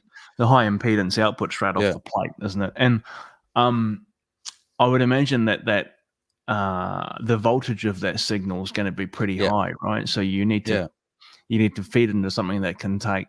I did try some different just normal guitar pedals, and some of them definitely just distorted the input. Clip them straight away.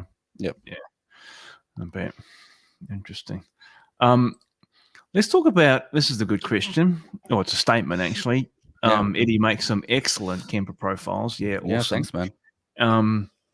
How long have you been doing that for, man? And is it like, have you found it, is it a worthwhile thing to do? Because I'm asking this question because I've been wondering about whether I should do them if I am, Yeah, so I can just speak for myself, but it was definitely worth it for us to do it.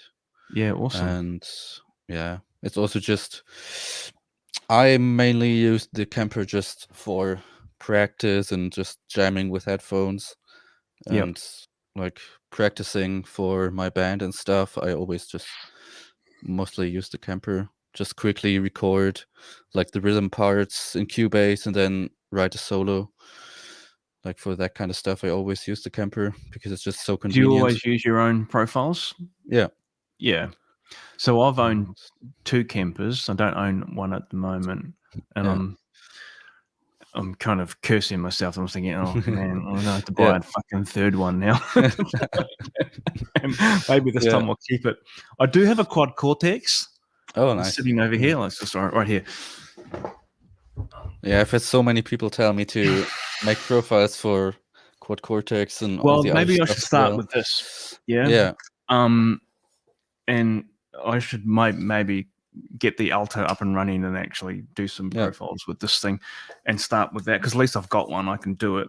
Yeah. I actually been using this like when I got this, I then sold the camper because I thought I wanted the profiling capability, but I wanted it because I wanted to snapshot amps that I'd worked on. Yeah. So any mod, like pretty much any mod that I've done not every single one, but I reckon 80% of the mods that I've done over the journey since I've had that, I've captured in there. And I kind of like, are they the same as the amp? Well, pretty close, So it's a pretty good reference. It's a pretty cool reference to go back, and I can go back and go, oh yeah, this is what that thing sounded like when I did it 18 months ago or whatever.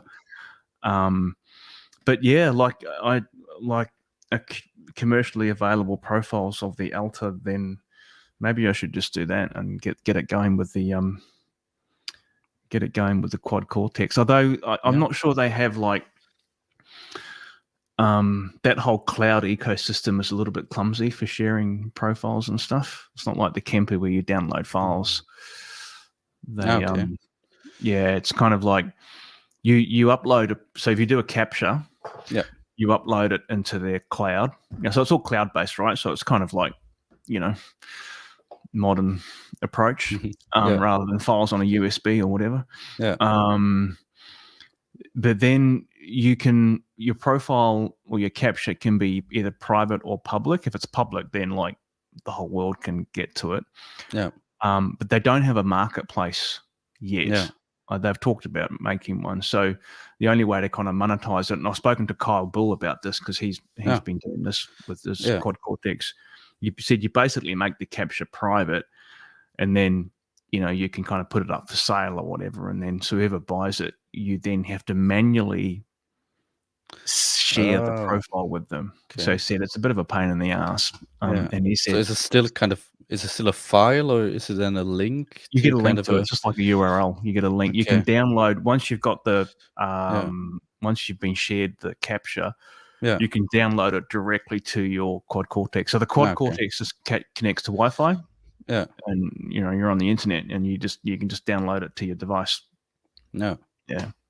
So Kyle's quite funny because he said to me, he goes, oh man, I'm super forgetful. So people buy these profiles from me, and I forget to send them the link, and then they get shitty with me. That's of course annoying if you have to manually do that. And maybe he was telling me this about 6 months ago, and maybe they've improved it, but I don't know, maybe not.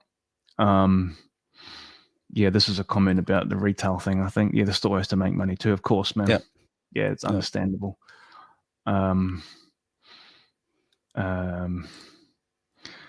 Marvel, hey man, great discussion. I think staying direct is the way to go. Yeah, cool. That's nice to hear. Explore payment methods. Direct bank wire feels sketchy. Yep.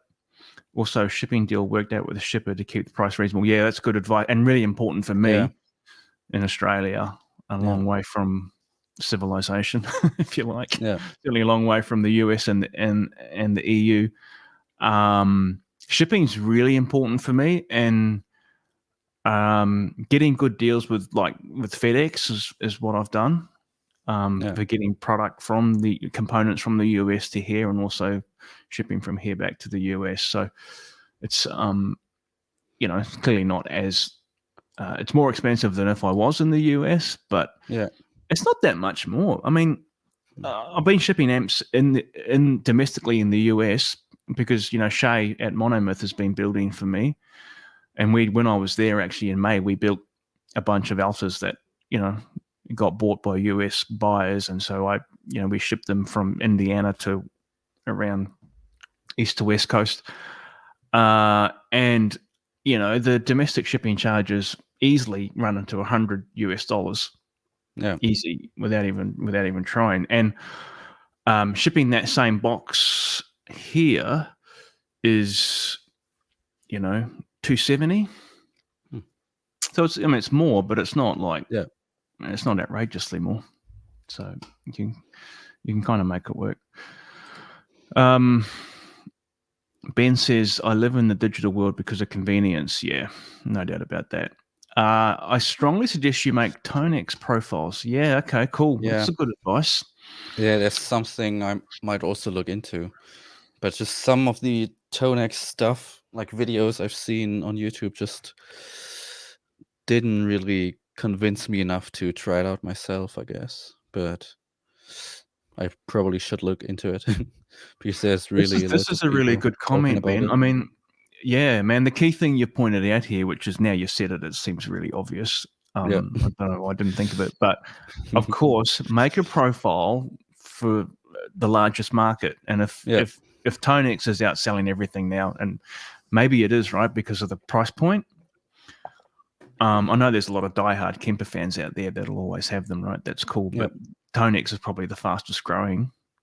Kyle actually did. There is a profile of my Alpha amp up that Kyle Bill.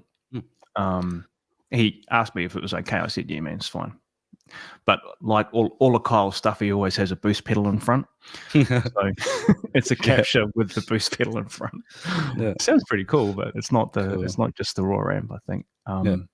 But yeah, look, oh man, you made me I'm gonna go buy another piece of gear now. Shit. But isn't it the case that you don't even need any gear for the Tonex stuff? Don't you need if you have an box? interface, I think you just need a standard audio interface. Really? And basically, the Tonex stuff, I think, is in case you don't already have one. Or did I? So I've got an Apollo twin sitting here, so I could presumably use that. I have to look at this. Well, that's that. You can do that with that. What's the kind of the pure software AI one, the neural thing, whatever? I think Tonex also has a pure software solution.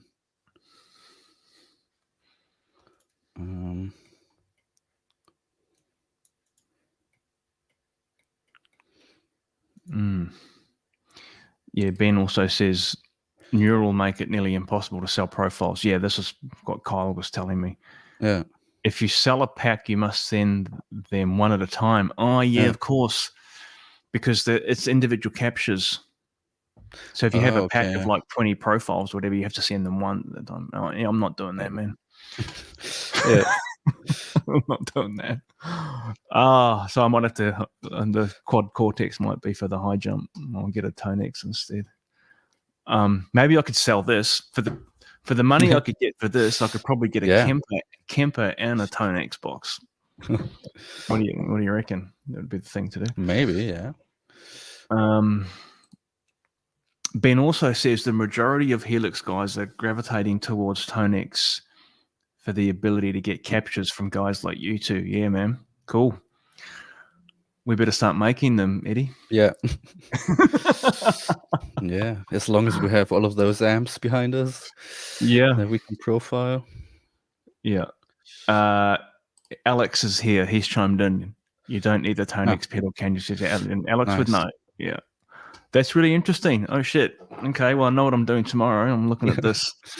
I'm going to have a look at this. And Gavin has sent a super chat. Thank you, man. I appreciate that. Any experience with a Carvin Legacy? Techs around here refused to work on it. Mine died after driving a 4-ohm load. I have worked on one Carvin amp. And gee, it wasn't a Legacy, but I think it predated the Legacy. I kind of can't remember what model it was. It sounded pretty awful, if I'm honest. And my job was to kind of make it sound less awful. Maybe yeah. It's one of like, man, that Carvin. What I remember about that Carvin circuit is it had diode bridge clipping in it. Super early, like after the first stage or something, or like I don't know, man, and it just made it sound really buzzy, like super buzzy sounding. So I've never worked on a Legacy, and if your amp died after driving a 4-ohm load, hopefully it's not an output transformer. Yeah, because if it is, you're in a bit of strife. Depending on the value of that amp, I mean, purchasing and paying for the installation of a new output transformer is probably not worth it, unfortunately. So it's hard to answer that question without knowing a bit more about what happened to it. But yeah, if it's an OT, then unless that amp's got a lot of sentimental value for you, it's probably not worth spending the money on to replace an output transformer. But if it's just like, it could be something simple. Check the fuses. It's just a tube. It could be an output stage that's gone. It could be a preamp tube that goes, right? Like if preamp tubes do die, obviously, and when they die, that's it. You'll get no signal. Like, so definitely try swapping tubes. And it might seem like a really obvious thing, but check fuses. And some of these amps have fuses internally that you cannot get to from outside the amp. It might sound like a simple thing, but it's worth checking. Zach says, who makes your favorite current production EL34 tube? Eddy? So I tried some different ones, and I always came back to JJ. The standard red label JJ. Yep. EL34. I have to agree, and it's what I'm using at the moment. I had a reasonable stock of EH, the EH EL34s that I had, bought before the war. So they were reasonably priced and fantastic. And once that supply was exhausted, I've gone to JJ's and I'm using them. So my amps are shipping with JJ's in them now. I think they're great. Yep. I did try the new PS Vane. Okay. Like direct, like you can buy them from CE Distribution if anyone knows CE, the supplier out of the US. They're pretty cool. Like I've had a much better experience with those than I have their preamp tubes. So I did buy a bunch of 12AX7s from PS Vane. Yeah. And I found them all over the place. Yeah, I think I tried those as well and wasn't really convinced.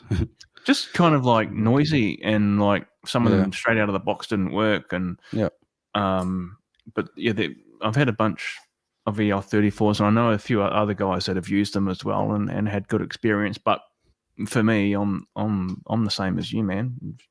JJ's, they sound great and they work. Most I've had very few bad experiences. A couple. But,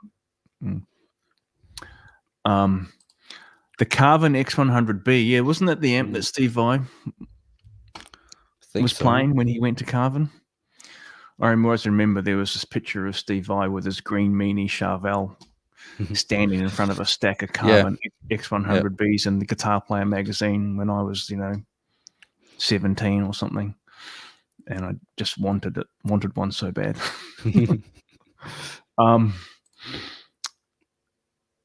Carbon has a tendency to blow out capacitors when running too low of a load. Okay. Well, there you go. There's something to look at.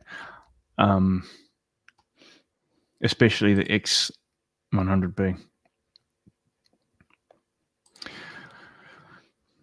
So here's a question from Amp Diva. It says, do you guys have any ideas what made that $40,000 Mick Mars Fortis Jose sound so raw and punky? Eddy, you first. I'd just say of course, you probably have to ask Dave.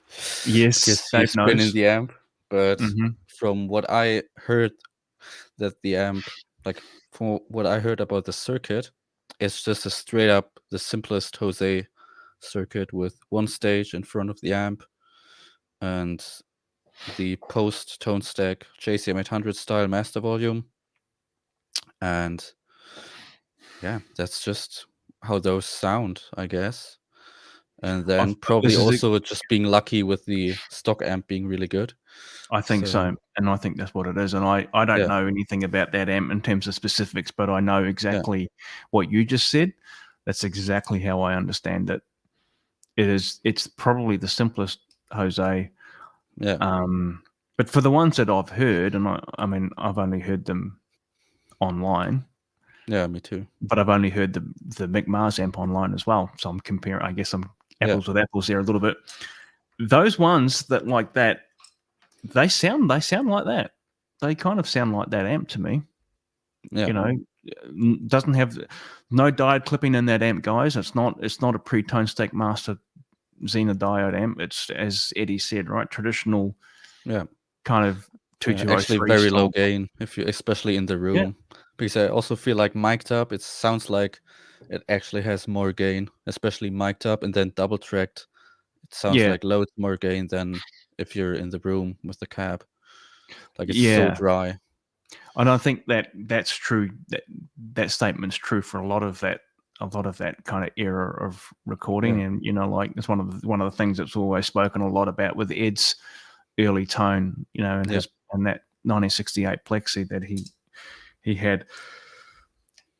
And if you go back and listen to, particularly like Van Halen 2, Van Halen 1, but more kind of distortion in that tone, probably because of the guitar and the pickups and stuff he was using. But if you go listen to Van Halen 2, it's not that much gain.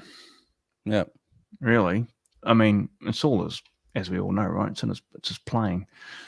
But I think that amp's like that. I agree with you. I mean, I love that amp, the sound of that amp so much that I captured an audio file from Pete Thorne's video and have it as a reference tone that I can go and listen to and go, oh, nice. Yeah, because that's killer. It's a killer sounding amp, right? So if I'm recording something that I'm working on and I'm kind of, tweaking a mod or whatever, I might just bring it up and listen to it and go, oh yeah, okay. Because sometimes, like, what it's like when you're working on one amp for a while and you haven't gone back and referenced it to anything else, you start to lose objectivity a little bit. Yeah. It's good to have a few reference amps. At some point, amps. you need to go back to something that is kind of well accepted and well liked. Is this too bright? Is it too dark? Is it this? Is it that? So this is my excuse for owning other amps. You gotta have reference amps. It's important.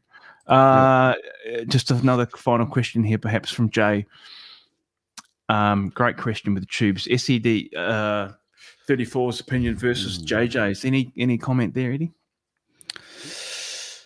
I've tried some new old stock tubes, preamp tubes and EL34, and I had really bad experience with those because they, I don't know, probably just bad luck with a seller, but it's just too much of a hassle. So expensive, and then the EL34s died super quickly and had problems, noise problems, and the preamp tubes were pretty weak.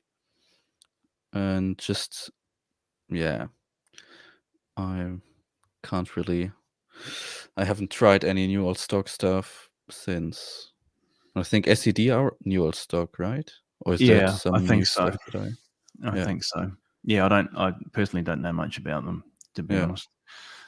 But yeah, at the moment, you'd only be buying new old stock for sure. yeah. Alex is saying, just this will be back to the Richard Fortis amp McMahon's high headroom bass tone stack on that plexi. I'm not sure. Like I 56k don't think slope with a so. 250 picofarad. I don't think so. It sounds like a standard super lead to me. Yeah, Low negative feedback, probably. yeah. Yep. He probably kept that stock. Like the way I've seen real Jose's, I think they pretty much always had the stock negative feedback values in there. And since it's an early 70s, probably just a standard 47K. Yeah. Yeah. I think so. But I'm pretty sure it's the elite tone stack. I don't think I've tried the bass tone stack. Oh wait, I might have actually tried that bass tone stack at some point, because I did try to recreate that amp in my 1972 Super Lead that I had. But I since sold that amp with the Mick Mars style Jose mod. But yeah, I think I did try the bass tone stack and went back to the lead tone stack. Yeah. But I'm not sure anymore. I worked on a 1975 JMP maybe the week before last, and the guy that bought it, it's a classic story, right? I've had the story heaps of times. Guy buys an old Marshall. He's told that it's stock from the seller, Yeah. bone stock. And then they kind of get curious and they reach out to me and they say, would you have a look at this amp for me? And I'm like, of course. Any vintage Marshall, I just say yes to every time. Of course. Yeah, absolutely. I'd love to look at your amp. So it gets shipped to me, and of course I pull it out. They're never bone stock. As we know, right? They've always been work. So this was a super lead. It was originally a super lead, but it actually had it had the bass, super bass tone stack in it. Yeah. And I don't know, just I don't know. It's not, a bit weird. It's just like you put it back to a super lead tone stack, and then you're like, that's it. That's the amp. I think Alex just follow on. I think Alex just they meant the EVH plexi. No, that was a standard super lead, is my understanding. 50k mid pot rather than 25k. Yeah, you can try that, right? Just like take your 25k mid pot and lift the ground and put a 20, as close as you can to a 25k resistor in there, and you'll see the difference. You'll go, whoa, that definitely makes a difference. Yeah, I tried that as well in that 1972 JMP. Yeah, I think I did a Brown Sound video with that amp where I did exactly that. I mean, the Variac makes a huge difference to the feel. Yeah, I also use that Variac with that for that Brown Sound as well. Yeah, man, it just makes a huge difference, and it just all of a sudden the amp becomes much easier to play as well. Yeah, it's like it just softens up under your fingers. I had the fat cap, so 220 or 330 microfarad bypass cap on V2A. Yep, straight over the top of the standard 0.68 is my understanding, and I've heard Mike Saldano, John Sir, and Dave Friedman talk about that amp, and they all say the same thing. Yep. So, so much of the internet talks about how that amp was modded heavily, but I don't believe it is, man. If you do that plexi circuit and you put the amp on 10 and you put it on a Variac, it sounds like it's that sound. Yep. Like stacks again. Yeah, of course, for Van Halen 1, you also have to keep in mind the JBL speakers mixed with the greenbacks. So that's also important. But yeah, all of that stuff. Super sticker from Jay. Thanks, dude. You're a legend, man. That's awesome. Coming here from Detroit Wrecker. Not blowing sunshine up your ass, but I've really been enjoying your channel lately. Oh, thanks, man. I was always a D-mod guy, and you have me thinking differently about it. I appreciate your content. That probably goes for both of us. So thanks, man. Yeah, I think this comment here was about the Mick Mars. Yeah. Yeah, it is, man. That you go back to that Pete Thorne video, because Pete, man, he knows how to mic a cab, and get a sound. And his playing is also just yeah, as I said, helps. Like so that is a good reference tone, definitely. Yeah, look, there's a bunch of questions here. I'm going to go. I will get to this one. There's a question here about new prototypes, and I want to get to that, because that's probably a pretty nice way to finish the discussion. Actually, talking about the future. Yeah. So we'll come back. That's that question there, but I'll come back to that. We'll take this one first. Who makes a good attenuator? So yeah, what do you think? I have two passive attenuators. I have that Rivera Rock Crusher, and I have a Tube Amp Doctor silencer. The silencer I mostly just use as a load box, and the Rock Crusher I do sometimes use as an attenuator, but I think they're pretty good. Yeah, they're Rock Crushers. Yeah. But I mean, yeah, I would definitely go for a Fryette power station now. Yeah. Like, I'd say that if money isn't an issue, then go for the Fryette power station. It is, and it's a different kind of approach. Yeah, it's a full load, full reactive load, and then reamp. Yeah. Which you can actually try. Right, I had a Fryette power station. I ended at the PS2, the original one. Yeah. I ended up, and you can kind of see it right there, is the Wazza tube amp expander, and I ended up getting that instead of the power station because of the headphone capability, and not because I practice with headphones. I never do. Yeah. But I had my amp.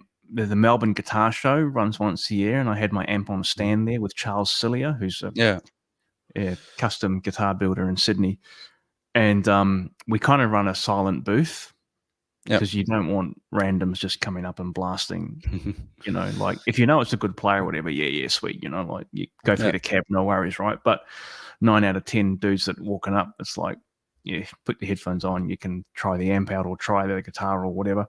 And that, like the guys from Boss, all of the reps here who work for Roland and Boss, right up to the managing director of Australia, have all sent me their amps. Nice. Friedmans and Marshalls, I've modded all of them, and so they're all fantastic guys, right? I got to know them all through all of this. So they hooked me up with that. I ended up buying it. Yeah, that's awesome. They lent it to me for the show, and it's really cool. Like it's probably, it's solid state power amp rather than the Fryette tube amp. But man, in terms of a Swiss Army knife of attenuators, it can do everything. It's pretty cool. I think passive attenuators, my experience with the traditional kind of attenuators is that they work pretty cool for limited decibel, like if you go down a few clicks, right, 3 dB, 6 or 9 or whatever. But if you try and really kind of run it right down, it start to kind of sound a bit weird. I don't know if the Rock Crusher is like that. It definitely changes the sound of the amp. Yeah. Before I actually got my power station, guys, one of the things that you can do, and it works fantastically well, is I had an old Sir reactive load, like the original one, the non-IR one, and they're not that expensive. You can use that and then reamp it through the power stage of one of your amps, right? Run the output of the serial reactive load into the return of another amp or a solid state power amp, and you got your own power station right there from two. Yeah, that's awesome. It works fantastically well, right? Yeah. So where were we on this? Thoughts on George's new Metroplex Mark II? I don't know much about it, Lee, to be honest. Me neither. Yeah. I don't know. I know that in the Mark I, that amp had an LND 150 FET first gain stage, like the PT 100 does from Sir, same thing. And I mean, I've toyed with that, right? That's the FET boost, the MOSFET FET boost, a high voltage, right? Runs at the same voltage as a tube does, a preamp tube, a triode. Man, that pretty cool. It's a pretty cool way of mounting an amp without having to drill another hole for a 12AX7 in it. So I suspect the Mark II, I don't actually know, but I wonder whether that's still got the MOSFET boost in it. I'm not sure. But George makes killer stuff, so I'm sure it's great. Yeah. And so, man, I'm going to go back to this question, and we've been going for 2 hours 15. It's 10 to midnight here, so I'm damn. That's all right. It's fine. I don't have to get up to my day job tomorrow, so I'll get up when I feel. Get up when I feel like it and work on my amps. So that's all cool. But man, I do want to. I would love to finish off with this question, which I actually had on my list of stuff to talk to you about. Yep. But it's come here, which is basically a question I think about. Kind of what next? What next for Lenz amplification? Where do you kind of, if you think forward into the balance of this year and into 2024, where do you see yourself going? Is it kind of, you want to fill out the amp lineup with a few different models? Anything you'd like to share there? Yeah. So this prototype right here that's what's gonna come next in terms of production amps. Like that's gonna be a 20-watt 2-channel amp, and I'm still thinking about like, actually I thought this was pretty much done, and just a few days ago I thought about completely redoing it. So really? So like I kind of have to see what happens. Why, man? Did you kind of get a bit of an idea that's taking you somewhere else? Started with that Fender because when I did that rebuild and kind of for the first time tried that kind of circuit design that I now have in that rebuilt Fender, I thought about maybe using that for the 20-watt 2-channel amp instead of my Octane circuit, which is extremely metal oriented with a more modern voicing with more scooped mids. Oh yeah. And that rebuilt Fender kind of, I think, bridges the gap between the classic Hot Chili voicing and that Octane metal voicing. So I'm still thinking about maybe giving that a try. But yeah, that's what I'm working on now. And it's gonna be the next production amp. And you said 20 watt? Is it EL84 based? Yeah, exactly. Yeah, nice, awesome. Yeah. And then tube effects loop. Yep, cool. And 2 separate channels with separate EQs. And then I'm also gonna start doing mods officially through the company at some point again. Ask you about that. Yeah. So on your website it says, because I checked it out, right? I mean, stalking your site, it says mods coming soon. But you've obviously done a bunch of mods, and did you stop modding for a while? Like basically since I really started building all those Hot Chilies and stuff, I did mostly stop doing mods. Like I think I did a few just from like people that were still looking for an amp from like a longer time ago, because it took some time to find donor amps that were good. Yeah. And so but I mostly stopped, and I'm gonna start doing more mods and offering more mods again. And then we're also thinking about, because I had so many people ask about the Octane right here, which is the one that I made for Jeff Loomis, the metal circuit, and it's basically the same platform power amp wise as the Hot Chili. So we're thinking about kind of just offering that as basically a tweaked version, just with different faceplates, of course. And so just that we have that as an option. So you can either have the classic voicing, classic British voicing with the hot chili for your blues and rock guys and 80s old school metal, and then the octane voicing, which we might actually rename, but it's kind of still, yeah, we're still thinking about it. And then have that for the like proper modern metal guys who just really want a more modern tone. Yeah. That's killer, man. So, like, do you think that is this over over the next 6 to 12 months? You think that these things might come out? Yeah, I hope so. Yeah. Like yeah, I think that 20 watts should definitely. Like I can't really promise anything because of course I don't even know what circuit is going to be in that 20 watt, but it's going to be a 20. That's the important thing.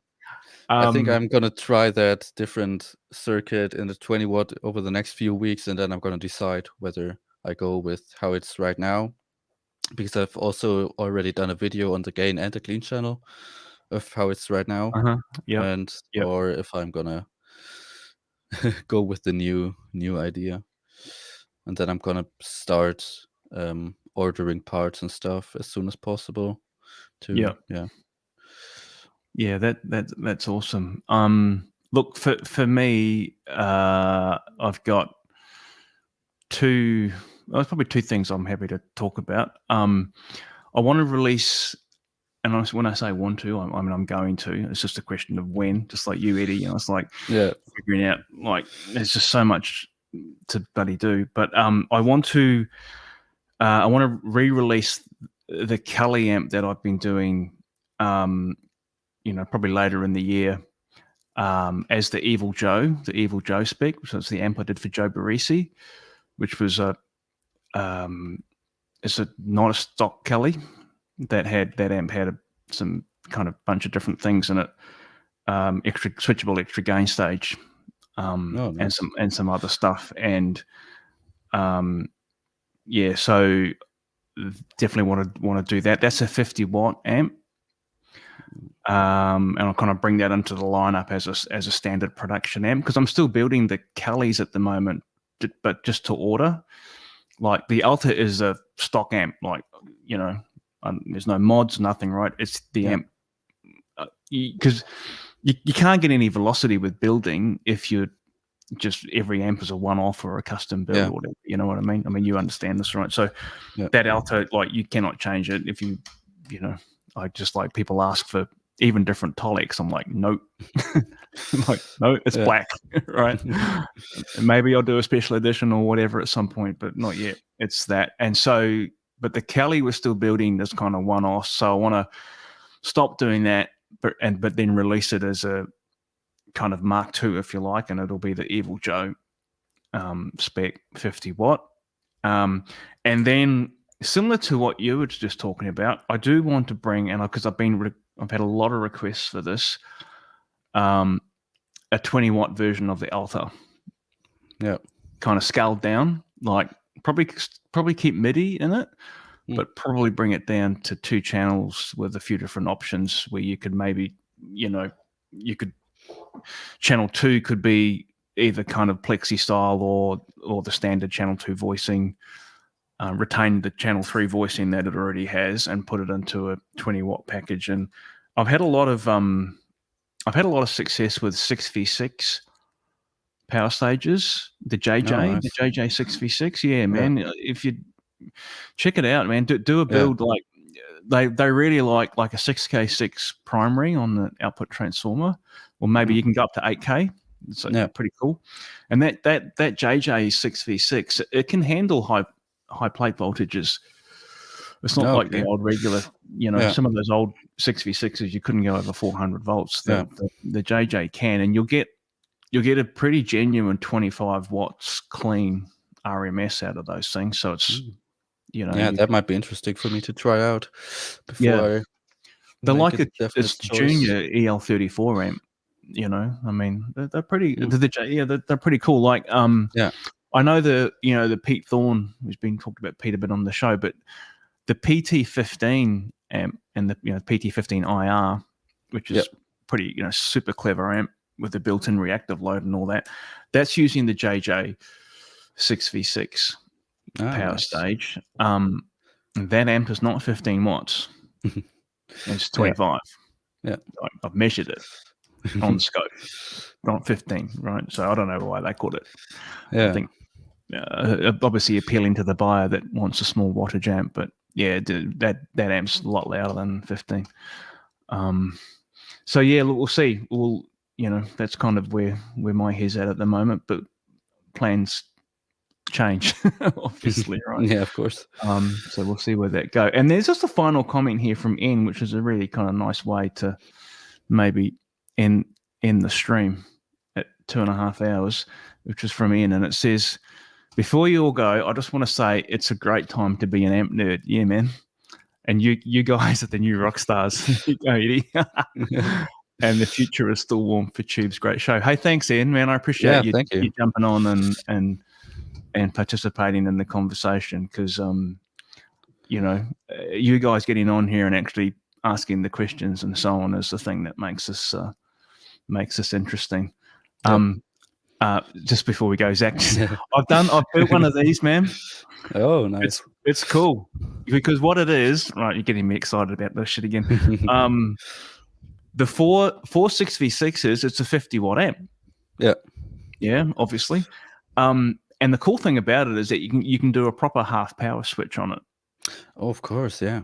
Lift the cathodes on 2 tubes, and then you're just down to 2, and it's a proper, none of this crappy buddy pentode triode thing that you often see with 2 tube amps that I just think triode mode sounds like, it sounds awful, yeah.